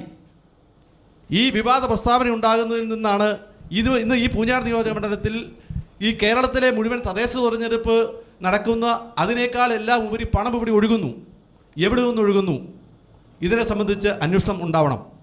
ഐക്യ ജനാധിപത്യ മുന്നണിയെ സംബന്ധിച്ച് ഇവിടെ UDFും LDFും തമ്മിലാണ് ഈ ഡിവിഷനിൽ പ്രധാനമായും തെരഞ്ഞെടുപ്പ് മത്സരം നടക്കുന്നത്. ഇവിടെ ഒരു ചതുഷ്കോണ മത്സരം നടക്കുന്നു എന്ന് ഞാൻ വിശ്വസിക്കുന്നില്ല. മറ്റ് രാഷ്ട്രീയ പാർട്ടികളുമായി ഇവിടെ ഈ തെരഞ്ഞെടുപ്പിനെ അഭിമുഖീകരിക്കുന്നു. ഇവിടെ ബഹുമാനനായ എൻ്റെ ഒരു സുഹൃത്ത് ഇവിടെ സൂചിപ്പിച്ചു, ഈ തീക്കോയി സർവീസ് സഹകരണ ബാങ്കുമായി ബന്ധപ്പെട്ട് അവിടെ ഇക്കോ ഷോപ്പ് സ്ഥാപിച്ചതിനെ സംബന്ധിച്ചൊരു വിവാദം ഇവിടെ സൂചിപ്പിക്കുകയുണ്ടായി. നമുക്കറിയാം, നമ്മുടെ ഈ മേഖല അദ്ദേഹം പറഞ്ഞ കാര്യങ്ങൾ പ്രവർത്തിച്ചു. ആ പ്രവർത്തിച്ച കാര്യങ്ങൾ നമ്മുടെ സമൂഹത്തിൽ നടപ്പാക്കുമെന്നാണ് പറഞ്ഞത്. ഇക്കോ ഷോപ്പ് അവിടെ നടത്തിയിട്ടുണ്ടെങ്കിൽ അതിലൂടെ മറ്റ് ലാഭക്കണ്ണുകൾ നോക്കാതെ ഈ ബാങ്കിൻ്റെ അല്ലെങ്കിൽ ആ തീക്കോയ് മേഖലയുടെ സാധാരണക്കായ കർഷകരുടെ ഉന്നമനത്തിന് വേണ്ടിയാണ് സംഭവം നടത്തുന്നത്. അങ്ങനെ അവർ തീക്കോയ് ടീ ഫാക്ടറി ഉൾപ്പെടെയുള്ള കത്തിക്കുകയോ അങ്ങനെ എന്തെങ്കിലും ചെയ്തിട്ടുണ്ടെങ്കിൽ ഭരണമുണ്ടല്ലോ, അവർക്കെതിരെ പ്രോസിക്യൂഷൻ നടപടി സ്വീകരിക്കണ്ടേ? അപ്പം ഒരു വികസന കാഴ്ചപ്പാട് കൂടി, വ്യത്യസ്തമായ രാഷ്ട്രീയ സങ്കുചിതമായ കാഴ്ചപ്പാടുകൾക്ക് അപ്പുറത്തേക്ക് ഈ നാടിൻ്റെ സമഗ്രമായ വികസനത്തിന് വേണ്ടിയുള്ള പ്രവർത്തന പദ്ധതികൾ ആവിഷ്കരിക്കുമ്പോൾ അടിസ്ഥാനരഹിതമായി സ്ഥാനാർത്ഥിയെ അല്ലെങ്കിൽ മുന്നണിയെ തേജോവധം ചെയ്യുന്ന തരത്തിലുള്ള പ്രവർത്തനങ്ങൾ, അത്തരത്തിലുള്ള പ്രസ്താവനകൾ അടിസ്ഥാനരഹിതമാണ്. നമുക്കറിയാം, ഐക്യ ജനാധിപത്യ മുന്നണി കാലഘട്ടത്തിലാണ് ഈ നമ്മുടെ കേരള സംസ്ഥാനത്ത് ഒട്ടേറെ വികസന പ്രവർത്തനങ്ങൾ നടന്നു. ആ കാലഘട്ടവും ഇന്ന് നമുക്കറിയാം, ഒരു വേദനിക്കുന്നവർക്ക്, ഒരു പേഷ്യൻറ്റിന്, ഒരു രോഗിക്ക്, ഒരു മുഖ്യമന്ത്രിക്ക് ഒരു കള്ളാസിലൊരു അപേക്ഷ കൊടുത്താൽ അപ്പോൾ തന്നെ ആ കുടുംബത്തിൽ ആശ്രയമെത്തുന്ന ഒരു നടപടിക്രമങ്ങളായിരുന്നു കഴിഞ്ഞ 5 വർഷങ്ങൾക്കപ്പുറത്തുണ്ടായ ശ്രീ ഉമ്മൻചാണ്ടിയുടെ നേതൃത്വത്തിലുള്ള UDFിൻ്റെ ഗവൺമെൻറ് കാലഘട്ടത്തിലുണ്ടായിരുന്നത്. ഒട്ടേറെ പദ്ധതികൾ, ഇവിടെ മെട്രോ പദ്ധതി ഉൾപ്പെടെയുള്ള ആ പദ്ധതികൾ നടപ്പാക്കുന്നതിന് വേണ്ടി അടിസ്ഥാനപരമായ പ്രവർത്തനങ്ങൾ നടത്തിയ ഐക്യ ജനാധിപത്യ മുന്നണിയാണ്. അപ്പം ഇത് കേരളത്തിലെ ജനങ്ങൾ ഇതെല്ലാം ഉറ്റുനോക്കിക്കൊണ്ടിരിക്കുകയാണ്. ഈ കഴിഞ്ഞ 5 വർഷം മുമ്പുള്ള ഗവൺമെൻറ്റും ഇന്നത്തെ സംസ്ഥാന ഗവൺമെൻറ്റും നടത്തുന്ന പ്രവർത്തനങ്ങൾ അത് ഓരോന്നോരോന്നായി അക്കമിട്ട് പറയുവാനൊന്നും ഞാൻ ആഗ്രഹിക്കുന്നില്ല. പക്ഷേ ഇവിടുത്തെ പൊതുസമൂഹം ദൃശ്യമാധ്യമങ്ങളിലൂടെ, പത്രമാധ്യമങ്ങളിലൂടെ വളരെ സാംസ്കാരിക സമ്പന്നമായ നമ്മുടെ ഈ സമൂഹത്തിലെ പൊതുജനങ്ങൾ ഇത് വളരെ ഗൗരവത്തോടുകൂടി നോക്കിക്കാണുന്നു. അപ്പോൾ ഐക്യ ജനാധിപത്യ മുന്നണി വന്നെങ്കിൽ മാത്രമേ നമ്മുടെ സംസ്ഥാനത്ത് സമാധാനമുണ്ടാവുകയുള്ളൂ, നമ്മുടെ സംസ്ഥാനത്ത് പുരോഗതി ഉണ്ടാവുകയുള്ളൂ. ത്രിതല പഞ്ചായത്ത് സംവിധാനത്തെ സംബന്ധിച്ച് അത് നടപ്പാക്കിയത് രാജീവ് ഗാന്ധിയുടെ ഗവൺമെൻറ്റാണ്. ഞാൻ ഒരു കാര്യം കൂടെ പറഞ്ഞുകൊണ്ട് ഞാൻ നിർത്തിക്കൊള്ളാം. ഈ വികസന സ്വപ്നങ്ങൾ കഴിഞ്ഞ പൂഞ്ഞാർ ഡിവിഷൻ ഇവിടെ ജനപക്ഷം പാർട്ടിയുടെ പ്രതിനിധിയായിരുന്നു, അവിടെ ജനപ്രതിനിധിയാണ് അവിടെ ജയിച്ചു വന്നത്. അവർക്ക് വികസനപരമായ എന്തെങ്കിലും കാര്യങ്ങൾ, അടിസ്ഥാനപരമായ ഒരു സൗകര്യം വർദ്ധിപ്പിക്കുന്നതിന് എന്തെങ്കിലും ക്രിയാത്മകമായി പ്രവർത്തിക്കാൻ കഴിയുമോ? അതില്ലാതെ വീണ്ടും തനിക്ക് കിട്ടിയ അവസരങ്ങൾ ഈ മേഖലകളിൽ കഴിഞ്ഞ 10-30 വർഷത്തിന് മേളിലായി പൂഞ്ഞാർ നിയോജകമണ്ഡലത്തിലെ വികസനത്തിൽ നിന്നും പിറകോട്ട് പിൻവലിച്ച് കേരള സമൂഹത്തിന് മുമ്പിൽ പൂഞ്ഞാറിൻ്റെ സാംസ്കാരിക അധംപതനമുണ്ടാക്കിയ വ്യക്തിയും ഈ കഴിഞ്ഞ 5 വർഷക്കാലമായി പൂഞ്ഞാർ ഡിവിഷൻ ജനപക്ഷം പാർട്ടി പ്രതിനിധീകരിച്ച ജനപ്രതിനിധിക്ക് യാതൊന്നും ചെയ്യാതെ പ്രവർത്തിച്ചത് ഇതും കേരളത്തിലെ ജനങ്ങൾ, പൂഞ്ഞാർ ഡിവിഷനിലെ ജനങ്ങൾ കണ്ടുകൊണ്ടിരിക്കുകയാണ്. അപ്പോൾ ഇതിനൊരു മാറ്റമുണ്ടാവും. നമ്മുടെ നാട്ടിലൊരു സമാധാനം ഉണ്ടാവണം, നമ്മുടെ നാട്ടിൽ ഒരു വികസനം ഉണ്ടാവണം.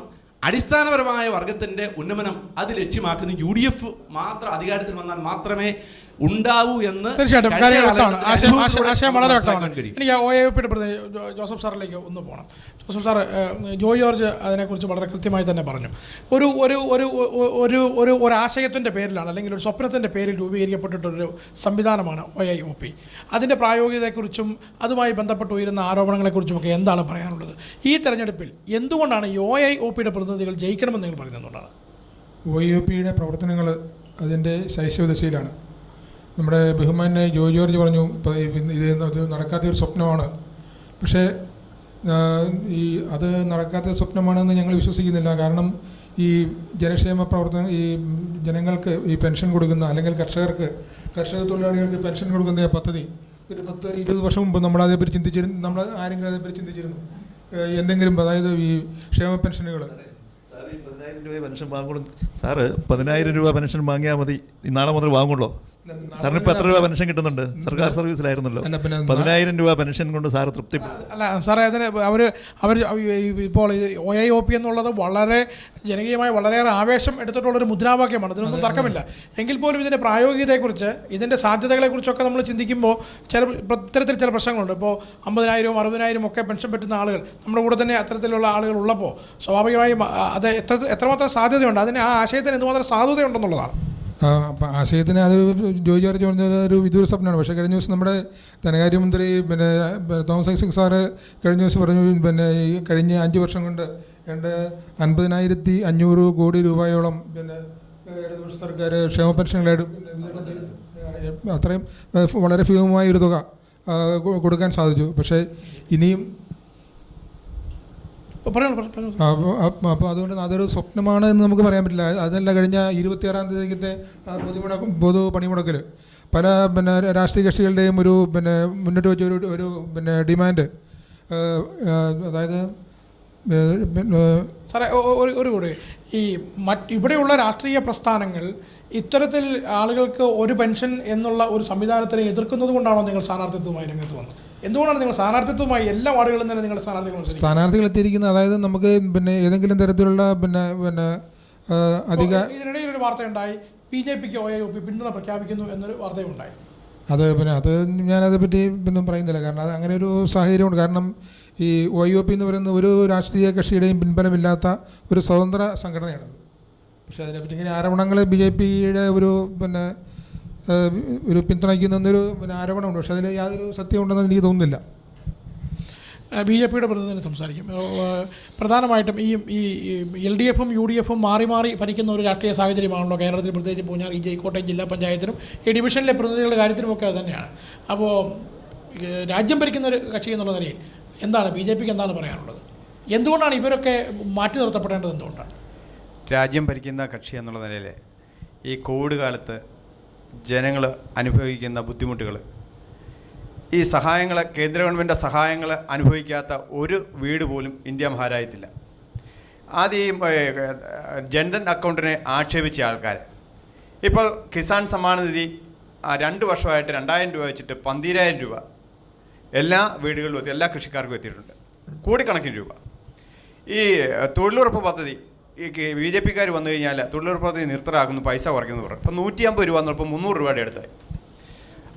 അതുകൂടാതെ ഈ സൗജന്യ ഗ്യാസ് കണക്ഷൻ, അതുകൂടാതെ ഭവന പദ്ധതി, എല്ലാവർക്കും ഇലക്ട്രിസിറ്റി, എല്ലാവർക്കും കുടിവെള്ളം, ഈ കാര്യങ്ങളൊക്കെ കേന്ദ്ര ഗവൺമെൻറ് ചെയ്ത സംഗതികളാണ്.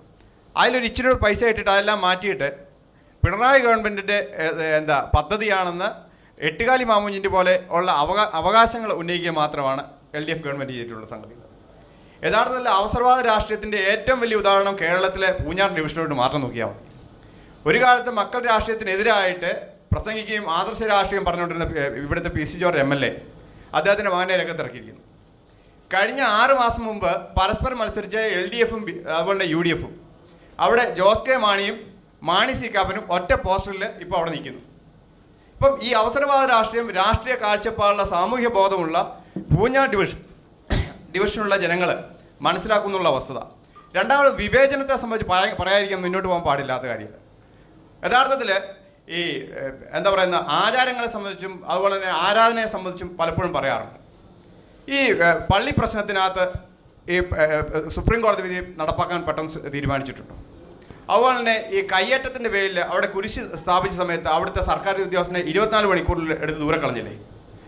ഈ ആചാരാനുഷ്ഠാനവുമായിട്ട് ബന്ധപ്പെട്ട് ഒരു വിധി വന്ന സമയത്ത് മോശപ്പെട്ട സ്ത്രീകളെ അവിടെ കയറ്റിയതിന് ശേഷം ഇവിടെ നടന്നിട്ടുള്ള നരനായാട്ടുകൾ, സാധാരണ ജനങ്ങളെ ഇവിടുത്തെ അയ്യപ്പ വിശ്വാസികളെ തകർത്തെറിഞ്ഞുകൊണ്ട്, അവിടെ വിശ്വാസങ്ങളെ തകർത്തെറിഞ്ഞുകൊണ്ട് ഇവിടെ മുഴുവൻ ജനങ്ങളെ ഇവിടെ എണ്ണിയാലൊടുങ്ങാത്ത കേസുകളെടുത്ത്, അതുകൂടാതെ ഇപ്പോഴുള്ള ആചാരാനുഷ്ഠാനങ്ങൾക്കെതിരായിട്ടുള്ള നടപടികൾ പിണറായി ഗവൺമെൻറ് അജണ്ടയിൽപ്പെട്ട കാര്യമാണ്. അപ്പം അതിനെതിരായിട്ട് ശക്തമായ വികാരം ഇപ്പോഴും ഇവിടെ നിൽപ്പുണ്ട്. ശബരിമല എന്ന് പറയുന്നത് ഹിന്ദുക്കളുടെ മാത്രമുള്ള ഒരു സംവിധാനമല്ല. വിവിധ മതത്തിൽപ്പെട്ട മുസ്ലിം സഹോദരന്മാരും അതുപോലെ ക്രൈസ്തവ സഹോദരരും അവിടെ ശബരിമലയിൽ പോകുന്നുണ്ട്. അപ്പോൾ ആ വിശ്വാസത്തെ തകർക്കുക എന്നുള്ള ഇവരുടെ അജണ്ടയായിരുന്നു. ആ മാറ്റി മറിക്കാൻ വേണ്ടിയിട്ട് തീർച്ചയായിട്ടും BJPയെ സംബന്ധിച്ച് പറയാൻ സാധിക്കും. കെ സുരേന്ദ്രൻ്റെ അവിടെ ആചാരാനുഷ്ഠാനവുമായിട്ട് ബന്ധപ്പെട്ട് നിലയ്ക്കലും പമ്പയിലും നടന്ന സമരപരിപാടിയിൽ വലങ്കൈയായിട്ട് നിന്ന ഇവിടുത്തെ നമ്മുടെ സ്ഥാനാർത്ഥി VC അജികുമാർ, അവിടെ അറിയാം യതീഷ് ചന്ദ്രൻ നിന്ന സമയത്ത് 20 മണിക്കൂറോളം കൊടുങ്കാട്ടിലൂടെ യാത്ര ചെയ്തിട്ട് ഈ പിണറായി ഗവൺമെൻറ് ഈ പോലീസിനെതിരായിട്ട് അവിടെ ആചാരം സംരക്ഷിക്കാൻ വേണ്ടിയിട്ട് മണിക്കൂറുകളോളം അവിടെ പമ്പയിലും നിലയ്ക്കലും എണ്ണിയാലൊടുങ്ങാത്ത കേസുകൾ പ്രതിയാണ് നമ്മുടെ BJPയുടെ പ്രതിനിധിയായിട്ടുള്ള VC അജികുമാർ എന്നുള്ള സംഗതി. ഇപ്പം ഒറ്റ കാര്യം കൂടെ പറഞ്ഞിട്ട് പോയി. അപ്പോൾ ഇതിനകത്ത് ഒരു കാര്യം പറയുന്ന PC ജോർജിനെ സംബന്ധിച്ച് പറഞ്ഞു, UDFനെ സംബന്ധിച്ച് പറഞ്ഞു. ഒരു കാലത്ത് PC ജോർജ് UDFിലും LDFിലും മാറി മാറി നിന്ന ആൾക്കാരാണ്. ഈ ഭരണത്തിന്റെ കാര്യങ്ങൾ വരുന്ന സമയത്ത് ഗവൺമെന്റ് അടിസ്ഥാനപരമായിട്ടുള്ള ആയിക്കോട്ടെ അംഗീകരിച്ചിരുന്നു. ഇപ്പം ഈ പറയുന്ന സമയത്ത് ഈ ത്രിതല പഞ്ചായത്ത് തെരഞ്ഞെടുപ്പിലുള്ള സഹായങ്ങൾ അല്ലെങ്കിൽ റോഡിനെ സംബന്ധിച്ചുള്ള കാര്യങ്ങൾ വരുന്ന സമയത്ത് ഇവർ അങ്ങോട്ടും ഇങ്ങോട്ടും ആക്ഷേപം ഉന്നയിക്കുക. ഇതിന് മൂല കാരണം ഇവർ തന്നെയാണ്, LDF UDF തന്നെയാണ്. BJPക്ക് ഒരു പ്രാവശ്യം പോലും അവസരം ആയിക്കോട്ടെ ജില്ലാ ഡിവിഷനിൽ ആയിക്കോട്ടെ അത് മനസ്സിലായി. ജില്ലാ ഡിവിഷനോ പഞ്ചായത്തിലോ ഇപ്പം ഇവിടെ പൂഞ്ഞാർ പഞ്ചായത്ത് നമുക്ക് മെമ്പർമാരുണ്ട്, അല്ലെ തിടനാടുണ്ട്, ഇതൊക്കെ മെമ്പർമാരുണ്ട്. പക്ഷേ ജില്ലാ ഡിവിഷനെ സംബന്ധിച്ചിടത്തോളം BJPക്ക് ഇന്നേ ഒരു മെമ്പർമാരുണ്ടായിട്ടില്ല, LDFന് UDFന് ഉണ്ടായിട്ടുണ്ട്. ഇവർ യാതൊരു വിധത്തിലുള്ള നടപടികളും ഈ സൗകര്യങ്ങൾ ഉണ്ടാക്കുന്നതിന് വേണ്ടിയുള്ള സംവിധാനങ്ങൾ ഒരുക്കിയിട്ടില്ല എന്നുള്ള വസ്തുത. നമുക്ക് ജോസഫ് ഗ്രൂപ്പിൻ്റെ പ്രതിനിധിയിലേക്ക് പോകാം. ഈ കോട്ടയം ജില്ലാ പഞ്ചായത്തിൻ്റെ പൂഞ്ഞാർ ഡിവിഷനിലെ തെരഞ്ഞെടുപ്പ് പക്ഷത്തിന് നിരവധി വിഷയങ്ങൾ ഇവിടെയുള്ളവരൊക്കെ സൂചിപ്പിക്കുമ്പോൾ അതോടൊപ്പം തന്നെയുള്ളൊരു മറ്റൊരു വിഷയം കൂടെയാണ് കേരള കോൺഗ്രസ് ജോസഫ് ഗ്രൂപ്പുകൾ തമ്മിലുള്ള ഒരു വൈരം കൂടി ഇതിനകത്ത് വരുന്നുണ്ട്. എന്താണ് പറയാനുള്ളത്? കേരള കോൺഗ്രസ്സിലെ ചെറിയൊരു വിഭാഗം ഞങ്ങളുടെ പാർട്ടിയിൽ നിന്ന് വിട്ടുപോയിട്ടുണ്ടെങ്കിൽ പോലും, കേരള കോൺഗ്രസിലെ ചെറിയൊരു വിഭാഗം നമ്മുടെ പാർട്ടിയിൽ നിന്ന് വിട്ടുപോയിട്ടുണ്ടെങ്കിൽ പോലും തെരഞ്ഞെടുപ്പ് കമ്മീഷൻ ആയിക്കോട്ടെ, കുഴപ്പമില്ല. പക്ഷേ എല്ലാ കാലഘട്ടങ്ങളിലും ഈ പൂഞ്ഞാർ നിയോജക മണ്ഡലത്തിൻ്റെ ഈ മേഖലയിലുള്ള കേരള കോൺഗ്രസ് വിശ്വാസികൾ ഐക്യജനാധിപത്യ മുന്നണിക്ക് ഒപ്പം നിന്നിട്ടുള്ള ജനവിഭാഗമാണ് കേരള കോൺഗ്രസിൻ്റെ ജനവിഭാഗം. തീർച്ചയായും ഇക്കുറിയും ആ ഒരു നിലപാട് തന്നെയായിരിക്കും കേരള കോൺഗ്രസ് വിശ്വാസികൾക്കുള്ളത് എന്നാണ് എനിക്ക് പറയുവാനുള്ളത്. അതോടൊപ്പം തന്നെ ഇന്ന് ജോസ് വിഭാഗത്തിലുള്ള അല്ലെങ്കിൽ കേരള കോൺഗ്രസ് M വിഭാഗത്തിലുള്ള പല നേതാക്കന്മാരും പ്രവർത്തകരും LDFിലേക്ക് പോയതിൽ പ്രതിഷേധിച്ച് ഞങ്ങളുടെ കൂടെ സഹകരിക്കുവാനും ഞങ്ങളുടെ പാർട്ടിയിലോട്ട് കടന്നു വരുവാനും ഉള്ള ആഗ്രഹം പ്രകടിപ്പിച്ചിട്ടുണ്ട്. രാഷ്ട്രീയ മര്യാദയുടെ പേരിൽ തെരഞ്ഞെടുപ്പിന് ശേഷം ഇവരെല്ലാം ഞങ്ങളുടെ പാർട്ടിയിൽ ഉൾക്കൊള്ളാനുള്ള സംവിധാനത്തെക്കുറിച്ച് ആലോചിച്ചുകൊണ്ടിരിക്കുകയാണ്. അത് ഇതിൻ്റെ ഒരു സൂചനയാണ് എന്നാണ് എനിക്ക് തോന്നുന്നത്. അതുകൊണ്ട് തെരഞ്ഞെടുപ്പിൽ തീർച്ചയായിട്ടും ഈ കേരള കോൺഗ്രസിന് നല്ലൊരു വിഭാഗം വോട്ടും ഐക്യ ജനാധിപത്യ മുന്നണിക്ക് തന്നെ ലഭിക്കും. അതാണ് കഴിഞ്ഞ കാലങ്ങൾ തെളിയിച്ചിട്ടുള്ളത് എന്നാണ് എനിക്ക് പറയുവാൻ. ഇവിടെ ഇപ്പോൾ കേരള കോൺഗ്രസ് മാണി ഗ്രൂപ്പിൻ്റെ പ്രതിനിധിയാണല്ലോ ഈ പൂഞ്ഞാർ ഡിവിഷനിൽ മത്സരിക്കുന്നത്. പക്ഷേ മജു സൂചിപ്പിക്കുന്നത് തന്നെ നിങ്ങൾ കഴിഞ്ഞ വർഷം ഈ ഡിവിഷൻ നിർമ്മലാ ജിമ്മിക്ക് നഷ്ടപ്പെട്ട ഒരു ഡിവിഷനാണ്. 2 ചിഹ്നത്തിൽ UDF സ്ഥാനാർത്ഥിയായി മത്സരിച്ച് നിർമ്മലാ ജിമ്മി പരാജയപ്പെട്ട ഒരു ഡിവിഷനാണിത്. ഇവിടെയാണ് ഈ മണ്ഡലം തിരിച്ചു പിടിക്കാനാണ് നിങ്ങൾ വീണ്ടും ശ്രമിക്കുന്നത്. പക്ഷേ ഇതാ മജു സൂചിപ്പിക്കുന്ന പോലെ കേരള കോൺഗ്രസ് മാണി ഗ്രൂപ്പിൽ ഒരു വിഭാഗം ജോസഫിൻ്റെ പേരിലുള്ള ഒരു വിഭാഗം പിളർന്നു മാറിയിരിക്കുന്നു. ഈ ഒരു സാഹചര്യത്തെ നിങ്ങൾ എങ്ങനെയാണ് നിങ്ങൾ നോക്കിക്കാണുന്നത്? എനിക്ക് ഇവിടെ ആദ്യമേ പറയാനുള്ളത്, എൻ്റെ സുഹൃത്ത് മജു പറഞ്ഞു കേരള കോൺഗ്രസ് ഒരു വിഭാഗം വിട്ടുപോയി എന്ന്. അവരെയൊക്കെ ഞങ്ങൾ ക്ഷണിക്കുകയാണ്, ഇലക്ഷന് ശേഷം വരുമെന്ന്. ഇത് ഏത് പാർട്ടിയിലോട്ടാണെന്ന് മനസ്സിലാകുന്നില്ല. ചിഹ്നവും കൊടിയും പാർട്ടി ഇല്ലാത്ത ഒരു പാർട്ടിയിലേക്ക് PPP പാർട്ടിയില്ല പാർട്ടി അങ്ങോട്ടാണോ എന്ന് എനിക്കറിയത്തില്ല. ഞങ്ങളുടെ പാർട്ടി ഇലക്ഷൻ കമ്മീഷൻ്റെയും എല്ലാമുള്ള ഔദ്യോഗികമായ കേരള കോൺഗ്രസ് എം പാർട്ടിയാണ്. ഇതിന് ഗ്രാമപഞ്ചായത്ത് മെമ്പർമാർ എത്രയുണ്ടെന്നും MPമാർ എത്രയുണ്ടെന്നും MLAമാർ എത്രയുണ്ടെന്നും എല്ലാം നിങ്ങൾക്ക് ഓരോരുത്തർക്കും അറിയാം. അതവിടെ നിൽക്കട്ടെ. ഇനി അടുത്ത കാര്യം, അന്ന് ഇടതുപക്ഷ ജനാധിപത്യ മുന്നണി സ്ഥാനാർത്ഥിയായി മത്സരിച്ച ലിസി സെബാസ്റ്റ്യൻ ജനപക്ഷത്തിൻ്റെ ആളായിരുന്നു, ആണ് വിജയിച്ചത്. ഇപ്പോൾ ആ സീറ്റിൽ നിന്ന് വീണ്ടും ഇടതുപക്ഷ ജനാധിപത്യ മുന്നണിയുടെ സ്ഥാനാർത്ഥിയായി മത്സരിക്കുന്ന അഡ്വക്കേറ്റ് ബിജു ജോസഫ് ഇളംതുരുത്തി വൻ ഭൂരിപക്ഷത്തോടുകൂടി വിജയിക്കും എന്നുള്ള കാര്യത്തിൽ നമുക്കാർക്കും ലെവലേശം സംശയമില്ല.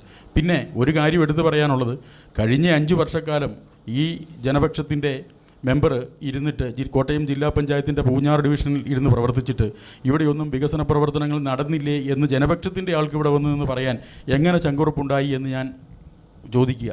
കാരണം അതൊരു വളരെ വലിയ തമാശയാണ്. കാരണം ഇവിടെ ഒരു വലിയ വികസനം നടത്തേണ്ട ആളുകളായിരുന്നല്ലോ PC ജോർജ് ഉൾപ്പെടെയുള്ള ആളുകൾ. പിന്നെ PC ജോർജിനെ സംബന്ധിച്ച് നമ്മൾ പറയുമ്പോൾ അദ്ദേഹം LDFൻ്റെ ഭാഗമായിരുന്നു. LDFൻ്റെ ഭാഗമായിരിക്കുമ്പോൾ പിണറായി വിജയനെ പുലഫിയും പറയും. ഐക്യജനാധിപത്യ മുന്നണിയുടെ ഭാഗമായിരിക്കുമ്പോൾ കേരള ഗവൺമെൻറ്റിൻ്റെ ചെലവിൽ തിരുവനന്തപുരം മുതൽ കാസർഗോഡ് വരെ നടന്ന് ഉമ്മൻചാണ്ടി സാറിനെ ചീത്ത വിളിക്കും, പുലഫിയും പുലയായിട്ട് നിർത്തും. BJPയുടെ NDAയുടെ ഭാഗമായിരിക്കുമ്പോൾ ഇന്ത്യ കണ്ട ഇത്രയും നല്ല പ്രധാനമന്ത്രി നരേന്ദ്രമോദിയെപ്പോലെ ഒരാളെ കണ്ടിട്ടില്ലെന്ന് പറഞ്ഞു. അതിനുശേഷം ഇതുപോലെ വൃത്തികെട്ട മോശം പ്രധാനമന്ത്രിയെ കണ്ടിട്ടേ ഇല്ല എന്ന് പറഞ്ഞു. അദ്ദേഹത്തിൻ്റെ മകൻ ഈ പൂഞ്ഞാർ ഡിവിഷനിൽ മത്സരിക്കുമ്പം വിജയിക്കുമെന്ന് പറഞ്ഞ് ഒരുപറ്റം ആളുകളെ ഡെയിലി 2000 രൂപ എന്ന് എനിക്കറിയാൻ സാധിച്ചത്. മലമടക്കുകളിലെല്ലാം കയറുക, ചായക്കട, പലരിക്കട, മുറുക്കാൻകട, കള്ളുഷാപ്പ് കയറി ഷോൺ ജോർജ് ജയിക്കും. ഷോൺ ജോർജിന് ആരുടെ വോട്ടാണ് കിട്ടുന്നത്? ഇടതുപക്ഷ ജനാധിപത്യ മുന്നണിയുടെ വോട്ട് കിട്ടുകയില്ല, ഐക്യജനാധിപത്യ മുന്നണിയുടെ വോട്ട് കിട്ടുകയില്ല. ഇവിടെ ഇദ്ദേഹം സൂചിപ്പിച്ചു BJPയുടെ വോട്ട് കിട്ടുകയില്ല, വൺ ഇന്ത്യ വൺ പെൻഷൻകാരുടെ വോട്ട് കിട്ടുകയില്ല. പിന്നെ എവിടുന്ന വോട്ട്? SNDPക്കാരുടെ വോട്ട് കിട്ടുകയില്ല, പട്ടികജാതി വർഗ്ഗ വിഭാഗക്കാരുടെ വോട്ട് കിട്ടുകയില്ല, NSSകാരുടെ വോട്ട് കിട്ടുകയില്ല, ക്രിസ്ത്യൻസിൻ്റെ വോട്ട് കിട്ടുകയില്ല. നാനാജിഭാവ ആളുകളെയും എല്ലാവരെയും പുലഫിയും പുലയാട്ടും പറയുന്നു. പിന്നെ ഞാൻ നേരത്തെ സൂചിപ്പിച്ചൊരു കാര്യം, അതിന് ഞാൻ കഴിഞ്ഞ കാലഘട്ടങ്ങളിൽ 2010 മുതൽ 15 വരെ ഗ്രാമപഞ്ചായത്ത് മെമ്പറും വൈസ് പ്രസിഡൻറ്റുമായി പ്രവർത്തിച്ച ഒരാളെന്നുള്ള നിലയിൽ എനിക്ക് അതേക്കുറിച്ചൊന്ന് ചോദിക്കുക എന്നുള്ളതിൻ്റെ ഒരു മൗലികമായ അവകാശമായി ഞാൻ കരുതുന്നു. ഈരാറ്റുപേട്ട മുനിസിപ്പാലിറ്റിയിൽ ജനിച്ചു വളർന്ന ഒരാൾ, നിങ്ങളും അത് മനസ്സിലാക്കണം. നിങ്ങളൊക്കെ പൊതുപ്രവർത്തകരാണ്, രാഷ്ട്രീയത്തിന് അതീതമായി നിങ്ങൾ ചിന്തിക്കണം. മജു ഉൾപ്പെടെ, ജോമോൻ ഉൾപ്പെടെ, ജോയിച്ചേട്ടൻ ഉൾപ്പെടെ, സാർ ഉൾപ്പെടെ ചിന്തിക്കണം. നമുക്ക് ഒരിടത്ത് വോട്ടർ പട്ടികയിൽ പേര് ചേർക്കണമെങ്കിൽ എന്താണ് നിയമം? ജോമോൻ ബ്ലോക്ക് പഞ്ചായത്ത് പ്രസിഡൻ്റായും മെമ്പറായും ഒക്കെ ഇരുന്നിട്ടുള്ള ആളാണ്, ജോയിച്ചേട്ടൻ ഉൾപ്പെടെ, ഇത് അഡ്വക്കേറ്റ് BJPയുടെ ആൾ ഉൾപ്പെടെ. 6 മാസക്കാലം അവിടെ സ്ഥിരതാമസമാണെങ്കിൽ മാത്രമേ വോട്ടർ പട്ടികയിൽ പേര് ചേർക്കാൻ സാധിക്കുകയുള്ളൂ. ഈരാറ്റുപേട്ട മുനിസിപ്പാലിറ്റിയിൽ ജനിച്ചു വളർന്ന് അവിടെ താമസിക്കുന്ന ഈ ഷോൺ ജോർജ് എന്ന് പറയപ്പെടുന്ന വ്യക്തി ഏത് ഗ്രാമപഞ്ചായത്തിൽ കൊണ്ടേ വോട്ട് ചേർത്തു? ഈരാറ്റുപേട്ട മുനിസിപ്പാലിറ്റിയിൽ ജനിച്ചു വളർന്ന ആൾക്ക് ഈരാറ്റുപേട്ട മുനിസിപ്പാലിറ്റിയിലല്ലേ മത്സരിക്കുവാൻ സാധിക്കുകയുള്ളൂ. എനിക്ക് ഈരാറ്റുപേട്ട മുനിസിപ്പാലിറ്റി പോയാൽ മത്സരിക്കാൻ പറ്റുമോ? ജോമോന് മത്സരിക്കാൻ പറ്റുമോ? പറ്റണമെങ്കിൽ അവിടെ പോയി താമസമായി വോട്ട് ചേർക്കണം. ജോയിച്ചേട്ടന് പറ്റുമോ? ഗ്രാമപഞ്ചായത്തിൽ വോട്ടവകാശമുള്ള ഒരാൾക്ക് ഗ്രാമപഞ്ചായത്തിലേക്കോ ബ്ലോക്ക് പഞ്ചായത്തിലേക്കോ ജില്ലാ പഞ്ചായത്തിലേക്കോ മത്സരിക്കുവാൻ സാധിക്കുകയുള്ളൂ. നിങ്ങൾ ആ വാർഡിലെയും അദ്ദേഹത്തിൻ്റെ വോട്ടുള്ള വോട്ടർ പട്ടിക പരിശോധിക്കണം. അദ്ദേഹത്തിൻ്റെ വോട്ട് മാത്രം വെട്ടി അവിടെ കൊണ്ട് ചേർത്തിരിക്കുകയാണ്. ഇത് ചേർത്ത് കൊടുത്ത ഉദ്യോഗസ്ഥന്മാർ ഉൾപ്പെടെ ഈ ഇലക്ഷൻ കഴിയുന്നതിന് മുമ്പ് മിക്കവാറും അഴിക്കുള്ളിലാകും. TN ശേഷൻ ചീഫ് ഇലക്ഷൻ കമ്മീഷണറായിരിക്കെ ചില നിയമങ്ങൾ കൊണ്ടുവന്നിട്ടുണ്ട്. ആ നിയമങ്ങൾ ഇപ്പോൾ ജോമോൻ ഇവിടെ സൂചിപ്പിച്ചതുപോലെ പണാധിപത്യം, പണം ഇവർക്കൊന്നും ഈ ഉദ്യോഗസ്ഥന്മാർക്ക്, ഈ ജീവനക്കാർക്ക്, ഇലക്ഷൻ കമ്മീഷൻ്റെ ആളുകൾക്ക് അറിയത്തില്ലേ? കോടിക്കണക്കിന് രൂപയാണ് ഇവിടെ ഇറക്കുന്നത്, മദ്യമായിട്ടും പണമായിട്ടും എല്ലാം ഇറങ്ങുന്നു. തമിഴ്നാട്ടിലെ മോഡൽ, മറ്റ് പല സംസ്ഥാനങ്ങൾ മോഡലിൽ ഇവിടെ പണം ഇറങ്ങുക. അവിടെയൊക്കെ ഇലക്ഷൻ കമ്മീഷൻ ആളുകളെ പിടിക്കുന്നുണ്ട്, പൈസയായിട്ട് പോയി പിടിച്ചു കാണുന്നുണ്ട്. ഇവിടെ അതും കാണുന്നില്ല. ഇവിടുത്തെ ഈ ഇലക്ഷൻ കമ്മീഷൻ്റെ ആളുകൾ എന്തെടുക്കുക എന്നാണ് ഞാൻ ആലോചിക്കുന്നത്. അതുപോലെ തന്നെ 2015 മുതൽ 2020 വരെയുള്ള 5 വർഷ കാലഘട്ടം നിങ്ങൾ പഠിച്ചോണം, ചാനലുകാരും പഠിച്ചോണം.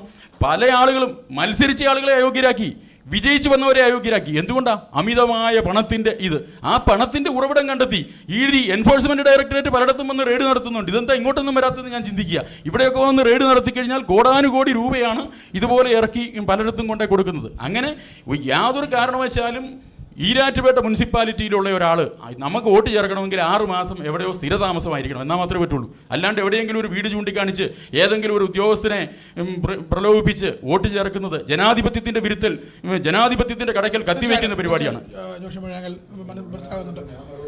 തീർച്ചയായിട്ടും ജോസഫ് സാറിലേക്ക് വരാം.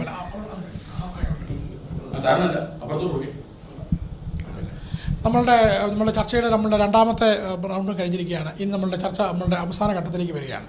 പ്രധാനമായും നമുക്ക് അല്പം രാഷ്ട്രീയം കൂടി ചർച്ച ചെയ്യേണ്ടി വരുമെന്ന് തോന്നുന്നു. അല്പം രാഷ്ട്രീയം കൂടി ചർച്ച ചെയ്ത് മറുപടി പറയാം. തീർച്ചയായിട്ടും 2 നല്ല സാറാണ്, എല്ലാത്തിനും തന്നെ മറുപടി വേണ്ടി വരിക. അപ്പോൾ ഇനിയിപ്പോൾ നമ്മളുടെ ചില രാഷ്ട്രീയമാണ്, പ്രത്യേകിച്ച് ഇപ്പോഴത്തെ തെരഞ്ഞെടുപ്പിൻ്റെ ഒരു പശ്ചാത്തലത്തിൽ നിന്നുകൊണ്ട് പറയുകയാണ്.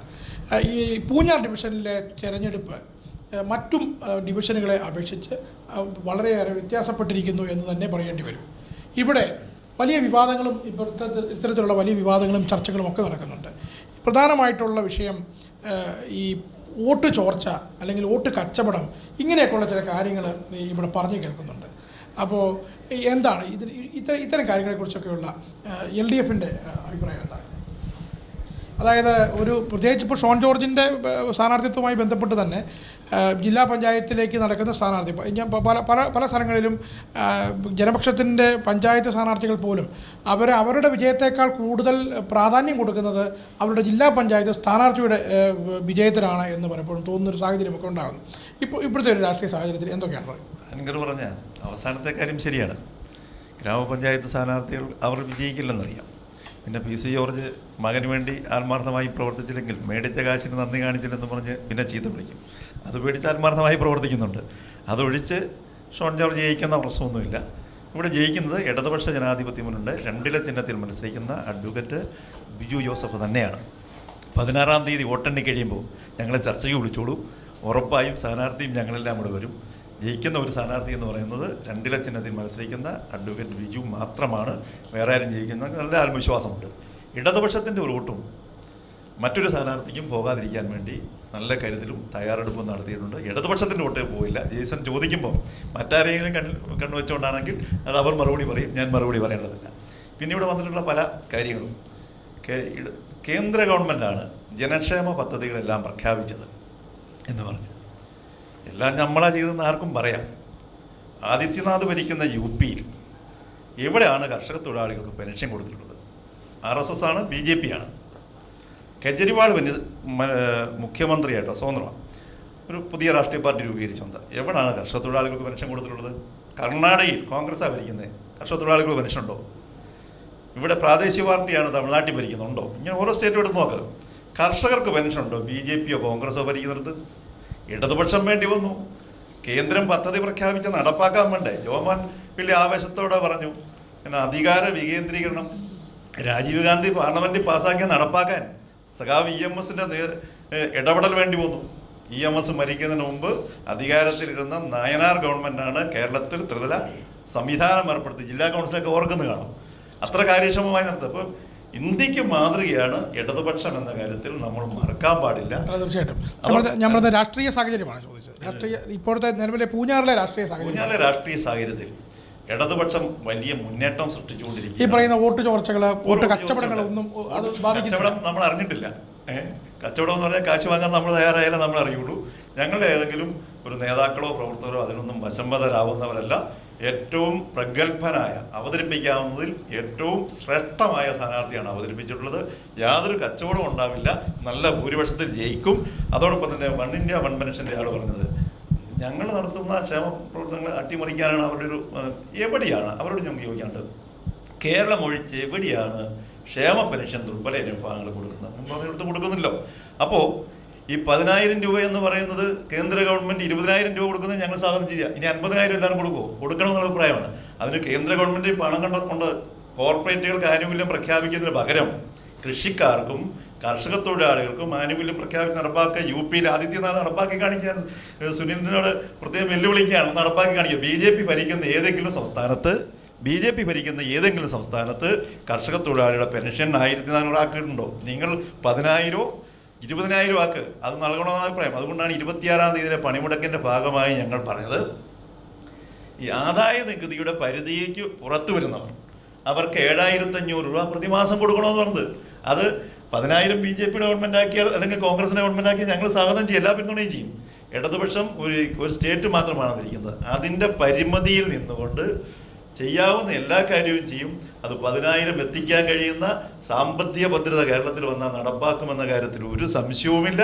അത് ആരുടെയെങ്കിലും പിടിച്ചു പറിച്ചിട്ടായിരിക്കില്ല പുതിയ കൊടുക്കുന്നത്. തീർച്ചയായും വീണ്ടും നമ്മൾ പൊതുവിഷയങ്ങളിലേക്ക് പോവുകയാണ്. Joseph T. ജോസ് സാർ പറയൂ. ഇതുമായി ബന്ധപ്പെട്ട് പല വിഭാഗങ്ങളുടെ വോട്ടുകളിൽ കണ്ണുവെച്ച് തന്നെയാണ് ജനപക്ഷത്തിൻ്റെ സ്ഥാനാർത്ഥി ഇവിടെ ഉള്ളത്. ഇന്ന അത് ഷോൺ ജോർജ് തന്നെ വ്യക്തമാക്കുന്നുണ്ട്. എനിക്ക് എല്ലാ രാഷ്ട്രീയ പാർട്ടികളിൽ നിന്നുള്ള വോട്ടുകൾ എന്നിലേക്ക് വരും. പ്രത്യേകിച്ച് ജില്ലാ പഞ്ചായത്ത് സ്ഥാനാർത്ഥി എന്നുള്ള നിലയിലേക്ക് ഷോൺ ജോർജ് വരും. എന്ത് അടിസ്ഥാനത്തിലാണ് ഈ ഒരു ആത്മവിശ്വാസം? ഈ വോട്ട് ചോർച്ച, മറ്റ് മുന്നണികളിൽ നിന്നുള്ള വോട്ട് ചോർച്ച നിങ്ങൾ പ്രതീക്ഷിക്കുന്നുണ്ടോ? ഒരു മറ്റ് മുന്നണികളോ അല്ലെങ്കിൽ മറ്റ് രാഷ്ട്രീയ പാർട്ടികളിൽ നിന്നും ഒരു അന്തർധാര നിങ്ങൾക്ക് അനുകൂലമായി ഉണ്ടാകുമെന്ന് നിങ്ങൾ വിശ്വസിക്കുന്നുണ്ട്? എന്തൊക്കെയാണ് നിങ്ങളുടെ പ്രതീക്ഷിക്കുന്നുണ്ട്? അതോടൊപ്പം തന്നെ ജോഷി മൂഴിയാങ്കൽ പറഞ്ഞ സ്ഥാനാർത്ഥിത്വം സംബന്ധിച്ച വിവാദം കൂടി പരാമർശിക്കുന്നത് വോട്ട് ചേർത്തതുമായി ബന്ധപ്പെട്ട് ഷോൺ ജോർജ് ബന്ധപ്പെട്ട് ഏതായാലും അത് ഇപ്പോൾ ഉന്നയിക്കേണ്ട കാര്യമൊന്നും അല്ലായിരുന്നു. അത് പിന്നെ നോമിനേഷൻ്റെ സൂക്ഷ്മ പരിശോധനാ വേളയിൽ അത് അവിടെ അവതരിപ്പിക്കണമായിരുന്നു. അതിന് അധികാരപ്പെട്ട ആളുകൾ ആധികാരികമായിട്ട് തന്നെയാണ് തീർപ്പ് കൽപ്പിച്ചപ്പോൾ ആ പ്രശ്നം അവിടെ തീർന്നു.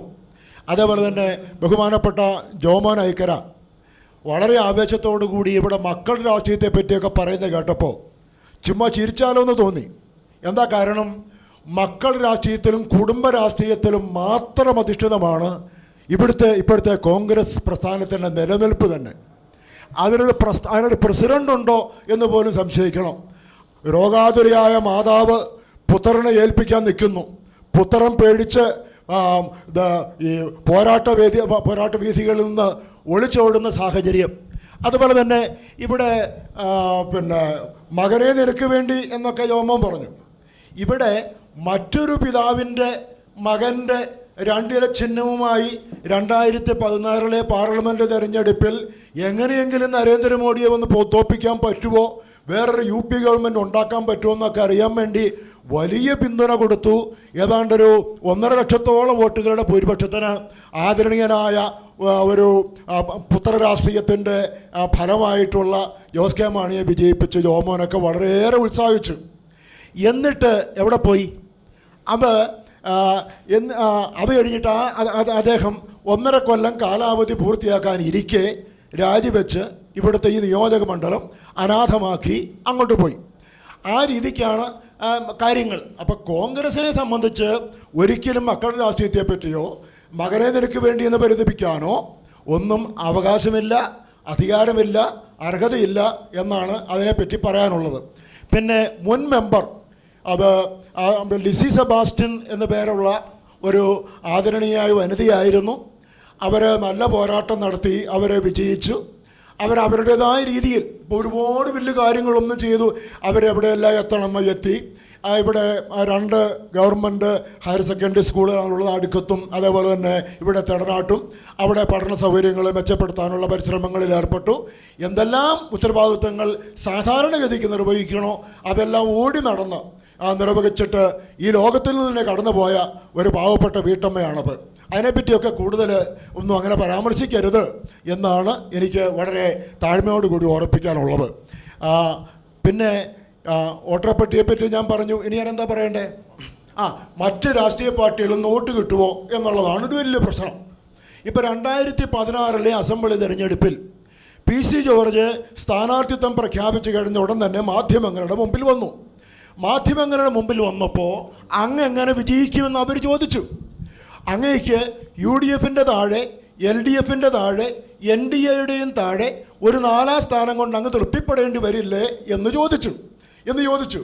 ഉടനെ അദ്ദേഹം പറഞ്ഞു 4 ലക്ഷത്തിൽ കുറയാത്ത വോട്ടുകളുടെ ഭൂരിപക്ഷത്തോടെ അദ്ദേഹം വിജയിക്കും എന്ന് അദ്ദേഹം ആത്മവിശ്വാസത്തോടെ പറഞ്ഞു. എവിടുന്ന് കിട്ടിയ ആത്മവിശ്വാസം?